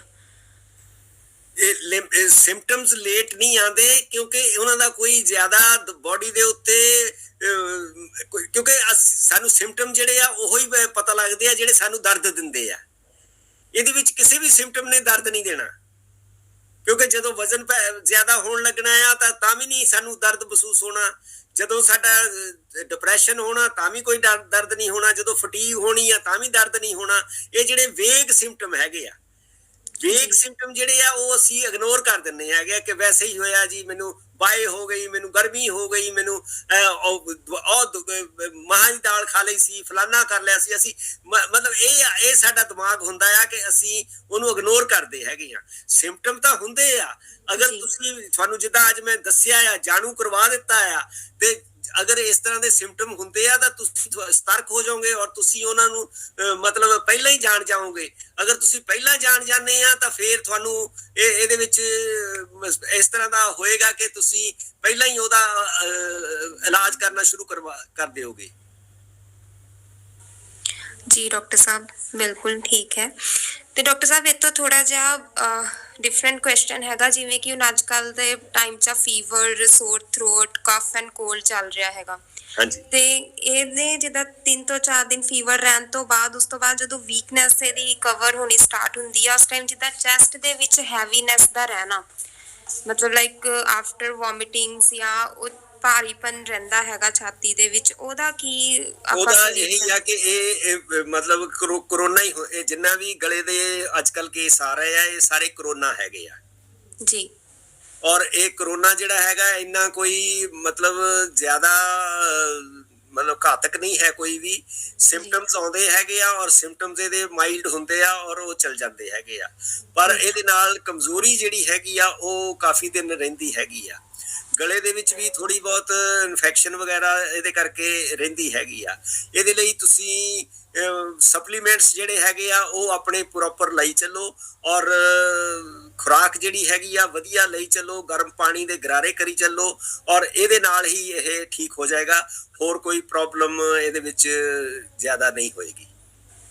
ਜੀ ਡਾਕਟਰ ਸਾਹਿਬ, ਅਗਰ ਇਹਦੇ ਵਿੱਚ ਆਪਾਂ ਨਾਰਮਲ ਕੋਈ ਹਰਬਲ ਟੀ ਲੈਣਾ ਚਾਹੀਏ ਘਰ ਬਹੁਤ ਚੀਜ਼ ਵਧੀਆ ਬਣਾ ਚੀਜ਼ ਕੇ? ਹੈਗੀ ਆ ਹਰਬਲ ਟੀ, ਤਾਂ ਵੈਸੇ ਵੀ ਲੈਣੀ ਚਾਹੀਦੀ ਆ ਔਰ ਜ਼ਿਆਦਾ ਐਂਟੀਆਕਸੀਡੈਂਟਸ ਜਿੰਨੇ ਵੀ ਹੈਗੇ ਆ ਉਹ ਸਾਰੇ ਬਹੁਤ ਵਧੀਆ ਹੈਗੇ ਆ।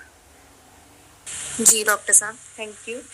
ਹੋਰ ਕਿਸੇ ਦਾ ਕੁਐਸਚਨ ਹੈਗਾ ਆ ਤਾਂ ਪੁੱਛ ਸਕਦਾ ਆ, ਅਦਰਵਾਈਜ਼ ਆਲਮੋਸਟ ਸਾਰਾ ਟੌਪਿਕ ਡਾਕਟਰ ਸਾਹਿਬ ਨੇ ਬਹੁਤ ਅੱਛੇ ਤਰੀਕੇ ਨਾਲ ਸਾਨੂੰ ਡਿਸਕਸ ਵੀ ਕੀਤਾ ਆ, ਸਮਝਾਇਆ ਵੀ ਹੈਗਾ, ਤੇ ਹੋਪ ਸਾਰਿਆਂ ਨੂੰ ਬਹੁਤ ਚੰਗੇ ਤਰੀਕੇ ਨਾਲ ਇਹ ਸਮਝ ਲੱਗੀ ਹੋਊਗੀ। ਤੇ ਜਿਨ੍ਹਾਂ ਦੇ ਕੁਝ ਚੀਜ਼ਾਂ ਸੁਣਨ ਵਾਲੀਆਂ ਰਹਿ ਗਈਆਂ ਜਾਂ ਕੋਈ ਨੋਟਿਸ ਦੇ ਵਿੱਚ ਨਹੀਂ ਆਇਆ ਤੇ ਰਿਕਾਰਡਿੰਗਸ ਪ੍ਰੋਪਰ YouTube ਚੈਨਲ ਤੇ ਪੈਂਦੀਆਂ ਹੈਗੀਆਂ ਆ, ਤੁਸੀਂ ਪਲੀਜ਼ ਉਹਨੂੰ ਸੁਣਿਆ ਕਰੋ। ਡਾਕਟਰ ਸਾਹਿਬ ਦਾ ਵੀ ਚੈਨਲ ਹੈਗਾ ਆ ਡਾਕਟਰ ਜਗਤਜੀਤ ਵਿਰਕ ਦੇ ਨਾਮ ਤੋਂ, ਔਰ ਸਾਡਾ ਚੈਨਲ ਵੀ ਹੈ ਦਾ ਹਰਬਲ ਅਰਥ ਨਾਮ ਤੋਂ, ਤੇ ਪ੍ਰੋਪਰ ਰਿਕਾਰਡਿੰਗਸ ਨੂੰ ਸੁਣਿਆ ਕਰੋ। ਜੀ ਮੈਮ। ਮੈਂ ਸਿਰਫ ਇੱਕ ਸਵਾਲ, ਸੌਰੀ ਹੈ ਦ ਕਾਸਟ ਆਫ ਰਿਪੀਟਿੰਗ ਕਨਸੈਪਟ, ਇੱਕ ਵਾਰ ਤੁਸੀਂ ਡਾਈਟ ਅਗਰ ਸਪੈਸੀਫਾਈ ਕਰ ਦਿਓਗੇ ਵੀ ਕਿਹੜੇ ਕਿਹੜੇ ਨੈਚੁਰਲ ਡਾਈਟਸ ਸਾਨੂੰ ਤੁਸੀਂ ਸਪਲੀਮੈਂਟਸ ਜਿਹੜੇ ਰਿਕਮੈਂਡ ਕਰ ਰਹੇ ਹੋ ਉਹ ਮਿਲ ਸਕਦੇ ਹੈਗੇ ਨੇ? ਦੇਖੋ ਜੀ, ਜਿੰਨੀਆਂ ਵੀ ਮਤਲਬ ਨਾਰਮਲ ਡਾਈਟ ਹੈਗਾ ਆ, ਪਲਾਂਟ ਬੇਸਡ ਡਾਈਟ ਜਿੰਨੇ ਵੀ ਹੈਗੇ ਆ ਉਹ ਸਾਰੇ ਬਹੁਤ ਵਧੀਆ ਹੈ। ਗ੍ਰੀਨ ਲੀਫੀ ਵੈਜੀਟੇਬਲਸ ਹੈਗੀਆਂ ਆ ਉਹ ਸਾਰੀਆਂ ਸਾਡੇ ਡਾਈਟ ਦੇ ਵਿੱਚ ਇਨਕਲੂਡ ਹੋਣੀਆਂ ਚਾਹੀਦੀਆਂ ਆ। ਜਿੰਨੇ ਵੀ ਸਾਡੇ ਪਾਲਕ ਛੱਡ ਕੇ ਜੀ ਤੁਸੀਂ ਕਿਹਾ ਸੀ ਪਾਲਕ ਨਹੀਂ, ਮੈਂ ਉਹ ਇਹ ਕਿਹਾ ਸੀ ਕਿ ਪਹਿਲਾਂ ਇਹ ਉਹਨਾਂ ਨੇ ਕਿਹਾ ਸੀ ਕਿ ਪਾਲਕ ਔਰ ਗੋਭੀ ਵਗੈਰਾ ਜਿਹੜੇ ਹੈਗੇ ਆ ਉਹ ਥਾਇਰਾਇਡ ਲਈ ਹੈਗੇ ਆ, ਪਰ ਹੁਣ ਉਹਨਾਂ ਦਾ ਆ ਗਿਆ ਹੈਗਾ ਆ ਕਿ ਕੋਈ ਏਦਾਂ ਦੀ ਖਾਸ ਗੱਲ ਨਹੀਂ ਹੈ, ਤੁਸੀਂ ਲੈ ਸਕਦੇ ਹੋ ਮੋਡਰੇਟ ਅਮਾਉਂਟ ਦੇ ਵਿੱਚ ਲੈ ਸਕਦੇ ਹੋ ਤੁਸੀਂ, ਐਸੀ ਕੋਈ ਗੱਲ ਨਹੀਂ। ਅਸੀਂ ਕਿਹੜਾ ਡੇਲੀ ਉਹ ਲੈਨੇ ਆ, ਹਫਤੇ ਬਾਅਦ ਜਾਂ 10 ਦਿਨ ਬਾਅਦ ਕੋਈ ਵਾਰੀ ਆਉਂਦੀ ਹੈਗੀ, ਉਹ ਕੋਈ ਫਰਕ ਨਹੀਂ ਪੈਂਦਾ, ਉਹ ਵੀ ਲੈ ਸਕਦੇ। ਜਿਹੜਾ ਗ੍ਰੀਨ ਜੂਸ ਹੈਗਾ ਉਹਦੇ ਵਿੱਚ ਅੱਜ ਕੱਲ ਜਿਵੇਂ ਪਾਲਕ ਮਿਲਦੀ ਹੈ ਤੇ ਅਸੀਂ ਪਾਲਕ ਔਰ ਖੀਰਾ ਇਕੱਠਾ ਕਰਕੇ ਜਿਵੇਂ ਉਹਦਾ ਜੂਸ ਆਲਮੋਸਟ ਰੋਜ਼ ਹੀ ਪੀ ਲੈਂਦੇ ਹੁੰਦੇ ਆ। ਜੇ ਰੋਜ਼ ਨਾ ਲਓ ਉਹ ਤੁਸੀਂ ਥੋੜੀ ਦਿਨ ਮਤਲਬ ਵਿੱਚੋਂ ਗੈਪ ਕਰਕੇ ਤੁਸੀਂ ਕਰ ਸਕਦੇ ਹੈਗੇ ਆ, ਉਹਦੇ ਵਿੱਚ ਕੋਈ ਐਸੀ ਗੱਲ ਨਹੀਂ। ਖੀਰੇ ਦਾ ਲੈ ਸਕਦੇ ਹੈਗੇ। ਹਾਂਜੀ, ਖੀਰਾ ਲੈ ਸਕਦੇ, ਖੀਰਾ ਦਾ ਕੋਈ ਨਹੀਂ ਪ੍ਰੋਬਲਮ ਨਹੀਂ ਹੈ। ਔਰ ਮਿਲਟਸ ਦਾ ਕੰਟੀਨਿਊ ਕਰਨਾ ਚਾਹੀਦਾ ਹੈ। ਮਿਲਟਸ ਕੰਟੀਨਿਊ ਕਰੋ। ਦਾਲਾਂ ਜਿਹੜੀਆਂ ਹੈਗੀਆਂ, ਜਿਹੜੇ ਨਾਨ ਵੈਜ ਨਹੀਂ ਖਾਂਦੇ ਉਹਨਾਂ ਲਈ, ਨਾਨ ਵੈਜ ਲਈ ਜਿਹੜੀ ਪ੍ਰੋਟੀਨ ਸਾਡੀ ਹੈਗੀ ਆ ਉਹ ਦਾਲਾਂ ਤੋਂ ਮਿਲਦੀ ਹੈਗੀ ਆ, ਔਰ ਜੇ ਤੁਸੀਂ 3 ਵਾਰੀ ਖੁਰਾਕ ਖਾਂਦੇ ਆ ਤੇ ਦਾਲ ਜਿਹੜੀ ਹੈਗੀ ਆ ਉਹ 3 ਵਾਰੀ ਜ਼ਰੂਰੀ ਲੈਣੀ ਚਾਹੀਦੀ ਆ, ਥਰਾਈਸ ਏ ਡੇ। ਉਹ ਤਾਂ ਸਾਡੀ ਪ੍ਰੋਟੀਨ ਮਿਲਟਸ ਹੋ ਸਕਦੀ ਆ, ਅਦਰਵਾਈਜ਼ ਜੇ ਅਸੀਂ ਦਾਲ ਘੱਟ ਲੈਂਦੇ ਆ ਤਾਂ ਫਿਰ ਪ੍ਰੋਟੀਨ ਸਾਡੀ ਪੂਰੀ ਨਹੀਂ ਹੁੰਦੀ। ਜਿਹੜਾ ਮਿਲਟਸ ਨੂੰ ਕਹਿੰਦੇ ਨੇ ਵੀ ਥਾਇਰਾਇਡ ਦੇ ਹਾਰਮੋਨ ਦੇ ਐਬਸੌਰਪਸ਼ਨ ਨੂੰ ਰੋਕਦੀ ਹੈ, ਉਹ ਨਹੀਂ, ਕੋਈ ਮਿਲਟਸ ਦਾ ਕੋਈ ਏਦਾਂ ਦਾ ਕੋਈ ਨਹੀਂ ਹੈ। ਮਿਲਟਸ ਥਾਇਰਾਇਡ ਲਈ ਕੋਈ ਕੰਟਰਾਇੰਡੀਕੇਟਡ ਨਹੀਂ। ਅੱਛਾ ਠੀਕ ਹੈ। ਥਾਇਰਾਇਡ ਲਈ ਫਰੂਟ ਲੈ ਸਕਦੇ ਆ, ਕੋਈ ਐਸੀ ਗੱਲ ਨਹੀਂ ਹੈ। ਫਰੂਟਸ ਵਿੱਚ ਕੋਈ ਅਵੋਇਡ ਕਰਨ ਦੀ ਲੋੜ ਜਾਂ ਹਰ ਤਰ੍ਹਾਂ ਦਾ ਫਰੂਟ ਖਾ ਸਕਦੇ? ਹਰ ਤਰ੍ਹਾਂ ਦਾ ਫਰੂਟ ਲੈ ਸਕਦੇ ਆ ਜੀ, ਹਰ ਤਰ੍ਹਾਂ ਦਾ ਫਰੂਟ ਜਿਹੜਾ ਆ, ਫਰੂਟ ਸਾਰੇ ਬਹੁਤ ਵਧੀਆ ਆ, ਪਰ ਇਹ ਦੇਖਣਾ ਆ ਕਿ ਉਹਨਾਂ ਦੇ ਉੱਤੇ ਸਪਰੇਅ ਵਗੈਰਾ ਨਾ ਹੋਇਆ ਹੋਵੇ, ਦੈਟਸ ਆਲ। ਹਾਂਜੀ ਠੀਕ ਹੈ, thank you so much doctor ਸਾਹਿਬ। ਜੀ thank you ma'am, thank you doctor ਸਾਹਿਬ। ਤੇ ਪ੍ਰੋਪਰ ਅਗਰ ਕਿਸੇ ਨੂੰ ਹੋਰ ਵੀ ਜਾਣਨਾ ਹੈਗਾ ਤਾਂ ਤੁਸੀਂ ਪ੍ਰੋਪਰ ਅਪਾਇੰਟਮੈਂਟ ਲੈ ਸਕਦੇ ਹੋ ਔਰ ਆਪਣੇ ਅਕੋਰਡਿੰਗਲੀ ਡਾਈਟ ਜਿਹੜੀ ਆ ਰੈਡੀ ਕਰਵਾ ਸਕਦੇ ਹੋ। ਤੇ ਬਾਕੀ ਇਹ ਹੈਗਾ ਆ ਕਿ ਥੈਂਕ ਯੂ ਡਾਕਟਰ ਸਾਹਿਬ, ਅੱਜ ਦਾ ਟੌਪਿਕ ਜਿਹੜਾ ਸੀਗਾ ਉਹ ਬਹੁਤ ਹੀ ਮਤਲਬ ਜ਼ਰੂਰੀ ਵੀ ਸੀਗਾ ਔਰ ਬਹੁਤ ਸਾਰੀ ਜਿਹੜੀ ਜਾਣਕਾਰੀ ਹੈ ਲੋਕਾਂ ਤੱਕ ਪਹੁੰਚੀ ਆ। ਔਰ ਜਿਹੜੇ ਇਸ ਚੀਜ਼ ਨੂੰ ਨਹੀਂ ਅਟੈਂਡ ਕਰ ਪਾਏ ਤੇ ਉਹ ਰਿਕਾਰਡਿੰਗ ਜ਼ਰੂਰ ਸੁਣੋ ਤੇ ਤਾਂ ਕਿ ਜਿਹੜੀਆਂ ਤੁਹਾਡੇ ਨੋਟਿਸੇਬਲ ਚੀਜ਼ਾਂ ਹੈਗੀਆਂ ਆ ਬੋਡੀ ਦੇ ਰਿਗਾਰਡਿੰਗ ਤੁਹਾਨੂੰ ਪਤਾ ਲੱਗ ਸਕਣ। ਤੇ ਬਾਕੀ ਆਪਾਂ ਨੈਕਸਟ ਫੇਰ ਇੱਕ ਬਹੁਤ ਵਧੀਆ ਟੌਪਿਕ ਦੇ ਨਾਲ ਮਿਲਾਂਗੇ। ਤੇ ਅੱਜ ਲਈ thank you to all of you. Thank you doctor ਸਾਹਿਬ। ਸ਼ੁਕਰੀਆ ਜੀ, thank you very much. Thank you Good very evening. Much. Hello. Yes ਹਾਂਜੀ ਮੈਮ, ਗੁੱਡ ਈਵਨਿੰਗ ਸਾਰਿਆਂ ਨੂੰ ਜੀ। ਸਰ ਮੈਂ ਇਹ ਪੁੱਛਣਾ ਚਾਹੁੰਦੀ ਹਾਂ ਕਿ ਜਦੋਂ ਅਸੀਂ ਲਾਈਫ ਆਪਣੇ ਕਾਫੀ ਦੇਰ ਤੋਂ ਜਿਹੜੀ ਹੈ ਹਾਈਪੋਥਾਇਰਾਇਡਿਜ਼ਮ ਦੀ ਜਿਹੜੀ ਮੈਡੀਸਿਨ ਲੈ ਰਹੇ ਹਾਂ, ਜਿਸ ਤਰ੍ਹਾਂ ਮੈਂ 2015 ਤੋਂ ਲੈ ਰਹੀ ਹਾਂ, ਹਾਂਜੀ, ਇਸ ਦੇ ਸਰ ਲੌਂਗ ਟਰਮ 'ਚ ਸਾਈਡ ਇਫੈਕਟਸ ਜਿਹੜੇ ਹੈ ਕਿੰਨੇ ਕੁ ਹੈ? ਮੈਡੀਸਨ ਜਿਹੜੀ ਹੈਗੀ ਆ ਉਹ ਜਿਸ ਤਰ੍ਹਾਂ ਮੈਂ ਤੁਹਾਨੂੰ ਦੱਸਿਆ ਆ ਕਿ ਉਹ ਟੈਸਟ ਕਰਕੇ ਫੇਰ ਹੀ ਪਤਾ ਲੱਗ ਸਕਦਾ ਹੈ ਕਿ ਜਿਹੜੀ ਤੁਹਾਡੀ ਮੈਡੀਸਨ ਹੈਗੀ ਆ ਉਹ ਪ੍ਰੋਪਰ ਚੱਲ ਰਹੀ ਆ ਜਾਂ ਨਹੀਂ ਹੈ। ਜਿਸ ਤਰ੍ਹਾਂ ਮੈਂ ਪਹਿਲੀ ਦੂਜੀ ਸਲਾਈਡ ਦੇ ਵਿੱਚ ਤੁਹਾਨੂੰ ਦਿਖਾਇਆ ਸੀ ਕਿ ਜੇ ਤੁਸੀਂ ਤੁਹਾਡਾ ਜਿਹੜਾ ਪ੍ਰੋਬਲਮ ਹੈਗੀ ਆ ਉਹ ਦੇਖਣੀ ਪੈਂਦੀ ਆ ਕਿ ਤੁਹਾਡਾ ਜਿਹੜਾ T4 ਔਰ T3 ਹੈਗਾ ਆ ਉਹਦੀ ਕਨਵਰਸ਼ਨ ਦੀ ਪ੍ਰੋਬਲਮ ਤਾਂ ਨਹੀਂ ਹੈ। ਜੇ ਉਹਦੀ ਕਨਵਰਸ਼ਨ ਦੀ ਪ੍ਰੋਬਲਮ ਹੈਗੀ ਆ ਔਰ ਤੁਸੀਂ ਦਵਾਈ ਲਈ ਜਾਂਦੇ ਆ ਤਾਂ ਤੁਹਾਡੀ ਜਿਹੜੀ T4 ਹੈਗੀ ਆ, T4 ਜਿਹੜੀ ਅਸੀਂ ਦਵਾਈ ਖਾਂਦੇ ਉਹ T4 ਖਾਂਦੇ ਆ, T4 ਜਿਹੜੀ ਆ ਉਹ ਇਨਐਕਟਿਵ ਹੈਗੀ ਆ ਔਰ ਉਹਨੇ ਰਿਵਰਸ T3 ਬਣਾਈ ਜਾਣੀ ਆ ਔਰ ਰਿਵਰਸ T3 ਨੇ ਤੁਹਾਡੀ ਜਿਹੜੀ ਨਾਰਮਲ T3 ਆ ਉਹਦੇ ਨੂੰ ਵੀ ਬਲੌਕ ਕਰ ਦੇਣਾ ਹੈਗਾ ਆ। ਇਸ ਕਰਕੇ ਤੁਹਾਨੂੰ ਇੱਕ ਵਿਸ਼ਿਅਸ ਸਰਕਲ ਦੇ ਵਿੱਚ ਪੈ ਜਾਣਾ ਹੈਗਾ ਆ ਜੇ ਤੁਸੀਂ ਉਹ ਦਵਾਈ ਖਾਈ ਜਾਂਦੇ ਆ। ਜੇ ਤੁਸੀਂ ਦੇਖਦੇ ਹੈਗੇ ਆ ਕਿ ਤੁਹਾਡੇ ਜਿਹੜੇ ਲੈਬਸ ਹੈਗੀਆਂ ਉਹਨਾਂ ਦੇ ਟੈਸਟ ਕੀ ਹੈਗੇ ਆ ਕਿ ਤੁਹਾਡੀ ਜਿਹੜੀ T4 ਔਰ T3 ਦੀ ਰੇਸ਼ੋ ਕੀ ਹੈਗੀ ਆ, T4 T3 ਦੇ ਕਨਵਰਸ਼ਨ ਜਿਹੜੀ ਆ ਉਹ ਪ੍ਰੋਬਲਮ ਤਾਂ ਨਹੀਂ ਹੈ ਔਰ ਹੋਰ ਕੋਈ ਪ੍ਰੋਬਲਮ ਤਾਂ ਨਹੀਂ ਹੈ। ਤੁਹਾਨੂੰ ਕਾਜ਼ ਕੀ ਹੈਗਾ ਤੁਹਾਡੀ ਥਾਇਰਾਇਡ ਦਾ, ਤੁਹਾਡਾ ਕਾਜ਼ ਜਿਹੜਾ ਹੈਗਾ ਆ ਉਹ ਕੋਈ ਡੈਫੀਸ਼ੀਐਂਸੀ ਹੈਗੀ ਆ ਜਾਂ ਤੁਹਾਡੀ ਕੋਈ ਆਟੋਇਮਿਊਨ ਡਿਜ਼ੀਜ਼ ਹੈਗੀ ਆ ਜਾਂ ਕਿਸ ਤਰ੍ਹਾਂ ਕੀ ਕਾਰਨ ਕੀ ਹੈ ਤੁਹਾਡੀ ਹਾਈਪੋਥਾਇਰਾਇਡਿਜ਼ਮ ਦਾ। ਜਿੰਨਾ ਚਿਰ ਤੁਹਾਨੂੰ ਉਹ ਪ੍ਰੋਪਰ ਨਹੀਂ ਪਤਾ ਲੱਗਦਾ ਕਿ ਕਾਰਨ ਕੀ ਹੈਗਾ ਆ ਤੇ ਦਵਾਈ ਕੱਲੀ ਖਾਣ ਦਾ ਤਾਂ ਕੋਈ ਫਾਇਦਾ ਨਹੀਂ ਹੈ। ਨਾਰਮਲੀ ਤਾਂ ਅਸੀਂ ਕਈਆਂ ਨੂੰ ਤਾਂ ਦਵਾਈ ਇਹ ਜਿਹੜੀ T4 ਵਾਲੀ ਆ ਦਿੰਦੇ ਹੀ ਨਹੀਂ ਹੈ, ਸਿਰਫ ਅਸੀਂ ਸਪਲੀਮੈਂਟ ਦੇ ਨਾਲ ਹੀ ਉਹਨਾਂ ਦੀ ਜਿਹੜੀ ਥਾਇਰਾਇਡ ਹੈਗੀ ਆ ਔਰ ਸਿੰਪਟਮ ਜਿਹੜੇ ਹੈਗੇ ਆ ਉਹ ਟ੍ਰੀਟ ਕਰਦੇ ਹੈਗੇ ਆ। ਸੋ ਇਸ ਕਰਕੇ ਬਹੁਤ ਇੰਪੋਰਟੈਂਟ ਹੈ। ਪਰ ਸਾਡੇ ਜਿਹੜੇ ਕਨਵੈਨਸ਼ਨਲ ਡਾਕਟਰਸ ਹੈਗੇ ਆ ਉਹਨਾਂ ਨੇ ਤਾਂ ਭਾਵੇਂ ਕੋਈ ਵੀ ਜਿਹਦੀ TSH ਜ਼ਿਆਦਾ ਆ ਗਈ ਆ ਉਹਨੂੰ T4 ਵਾਲੀ ਦਵਾਈ ਜਿਹੜੀ ਹੈਗੀ ਆ ਥਾਇਰੋਕਸਿਨ ਹੋਈ ਜਾਂ ਸਿੰਥਰੋਇਡ ਹੋਈ ਜਾਂ ਐਲਟਰੋਕਸਿਨ ਹੋਈ ਉਹਦੇ ਉੱਤੇ ਪਾ ਦੇਣਾ ਹੈਗਾ ਆ। ਕਿਸੇ ਨੂੰ 50 ਦੀ ਪਾ ਦੇਣੀ, ਕਿਸੇ ਨੂੰ 100 ਦੀ ਪਾ ਦੇਣੀ, ਕਿਸੇ ਨੂੰ 75 ਦੀ ਪਾ ਜਾਣੀ, ਕਿਸੇ ਨੂੰ 87 ਦੀ ਪਾ ਦੇਣੀ, ਮਤਲਬ ਉਹ ਪੈ ਜਾਣੀ ਆ। ਪਰ ਉਹਦਾ ਹੱਲ ਨਹੀਂ ਹੈ। ਹੱਲ ਉਹਦਾ ਹੈ ਕਿ ਤੁਹਾਡੀ ਥਾਇਰਾਇਡ ਦੀ ਪ੍ਰੋਬਲਮ ਕੀ ਹੈ, ਕਿਉਂ ਆ, ਤੁਹਾਨੂੰ ਕਿਉਂ ਹੈਗੀ ਆ। ਉਹਨੂੰ ਜਿੰਨਾ ਚਿਰ ਅਸੀਂ ਨਹੀਂ ਚੈੱਕ ਕਰਦੇ, ਉਹਨੂੰ ਦੇਖਦੇ ਨਹੀਂ ਹੈ, ਉਹਨਾਂ ਚਿਰ ਅਸੀਂ ਇਹਨੂੰ ਟ੍ਰੀਟ ਨਹੀਂ ਕਰ ਸਕਦੇ। ਸੌਰੀ ਸਰ ਕਾਈਂਡਲੀ ਪਲੀਜ਼ ਮੈਨੂੰ, ਮੈਂ ਜਿਸ ਤਰ੍ਹਾਂ ਕਿ ਸਟਾਰਟਿੰਗ ਤੋਂ ਜੁਆਇਨ ਨਹੀਂ ਕੀਤਾ, ਤੁਸੀਂ ਮੈਨੂੰ ਥੋੜਾ ਦੱਸ ਦੋਗੇ ਕਿ ਜੇ ਅਸੀਂ ਇਸ ਦਾ ਕਾਜ਼ ਲੱਭਣਾ ਕਿਸ ਤਰ੍ਹਾਂ ਲੱਭਾਂਗੇ?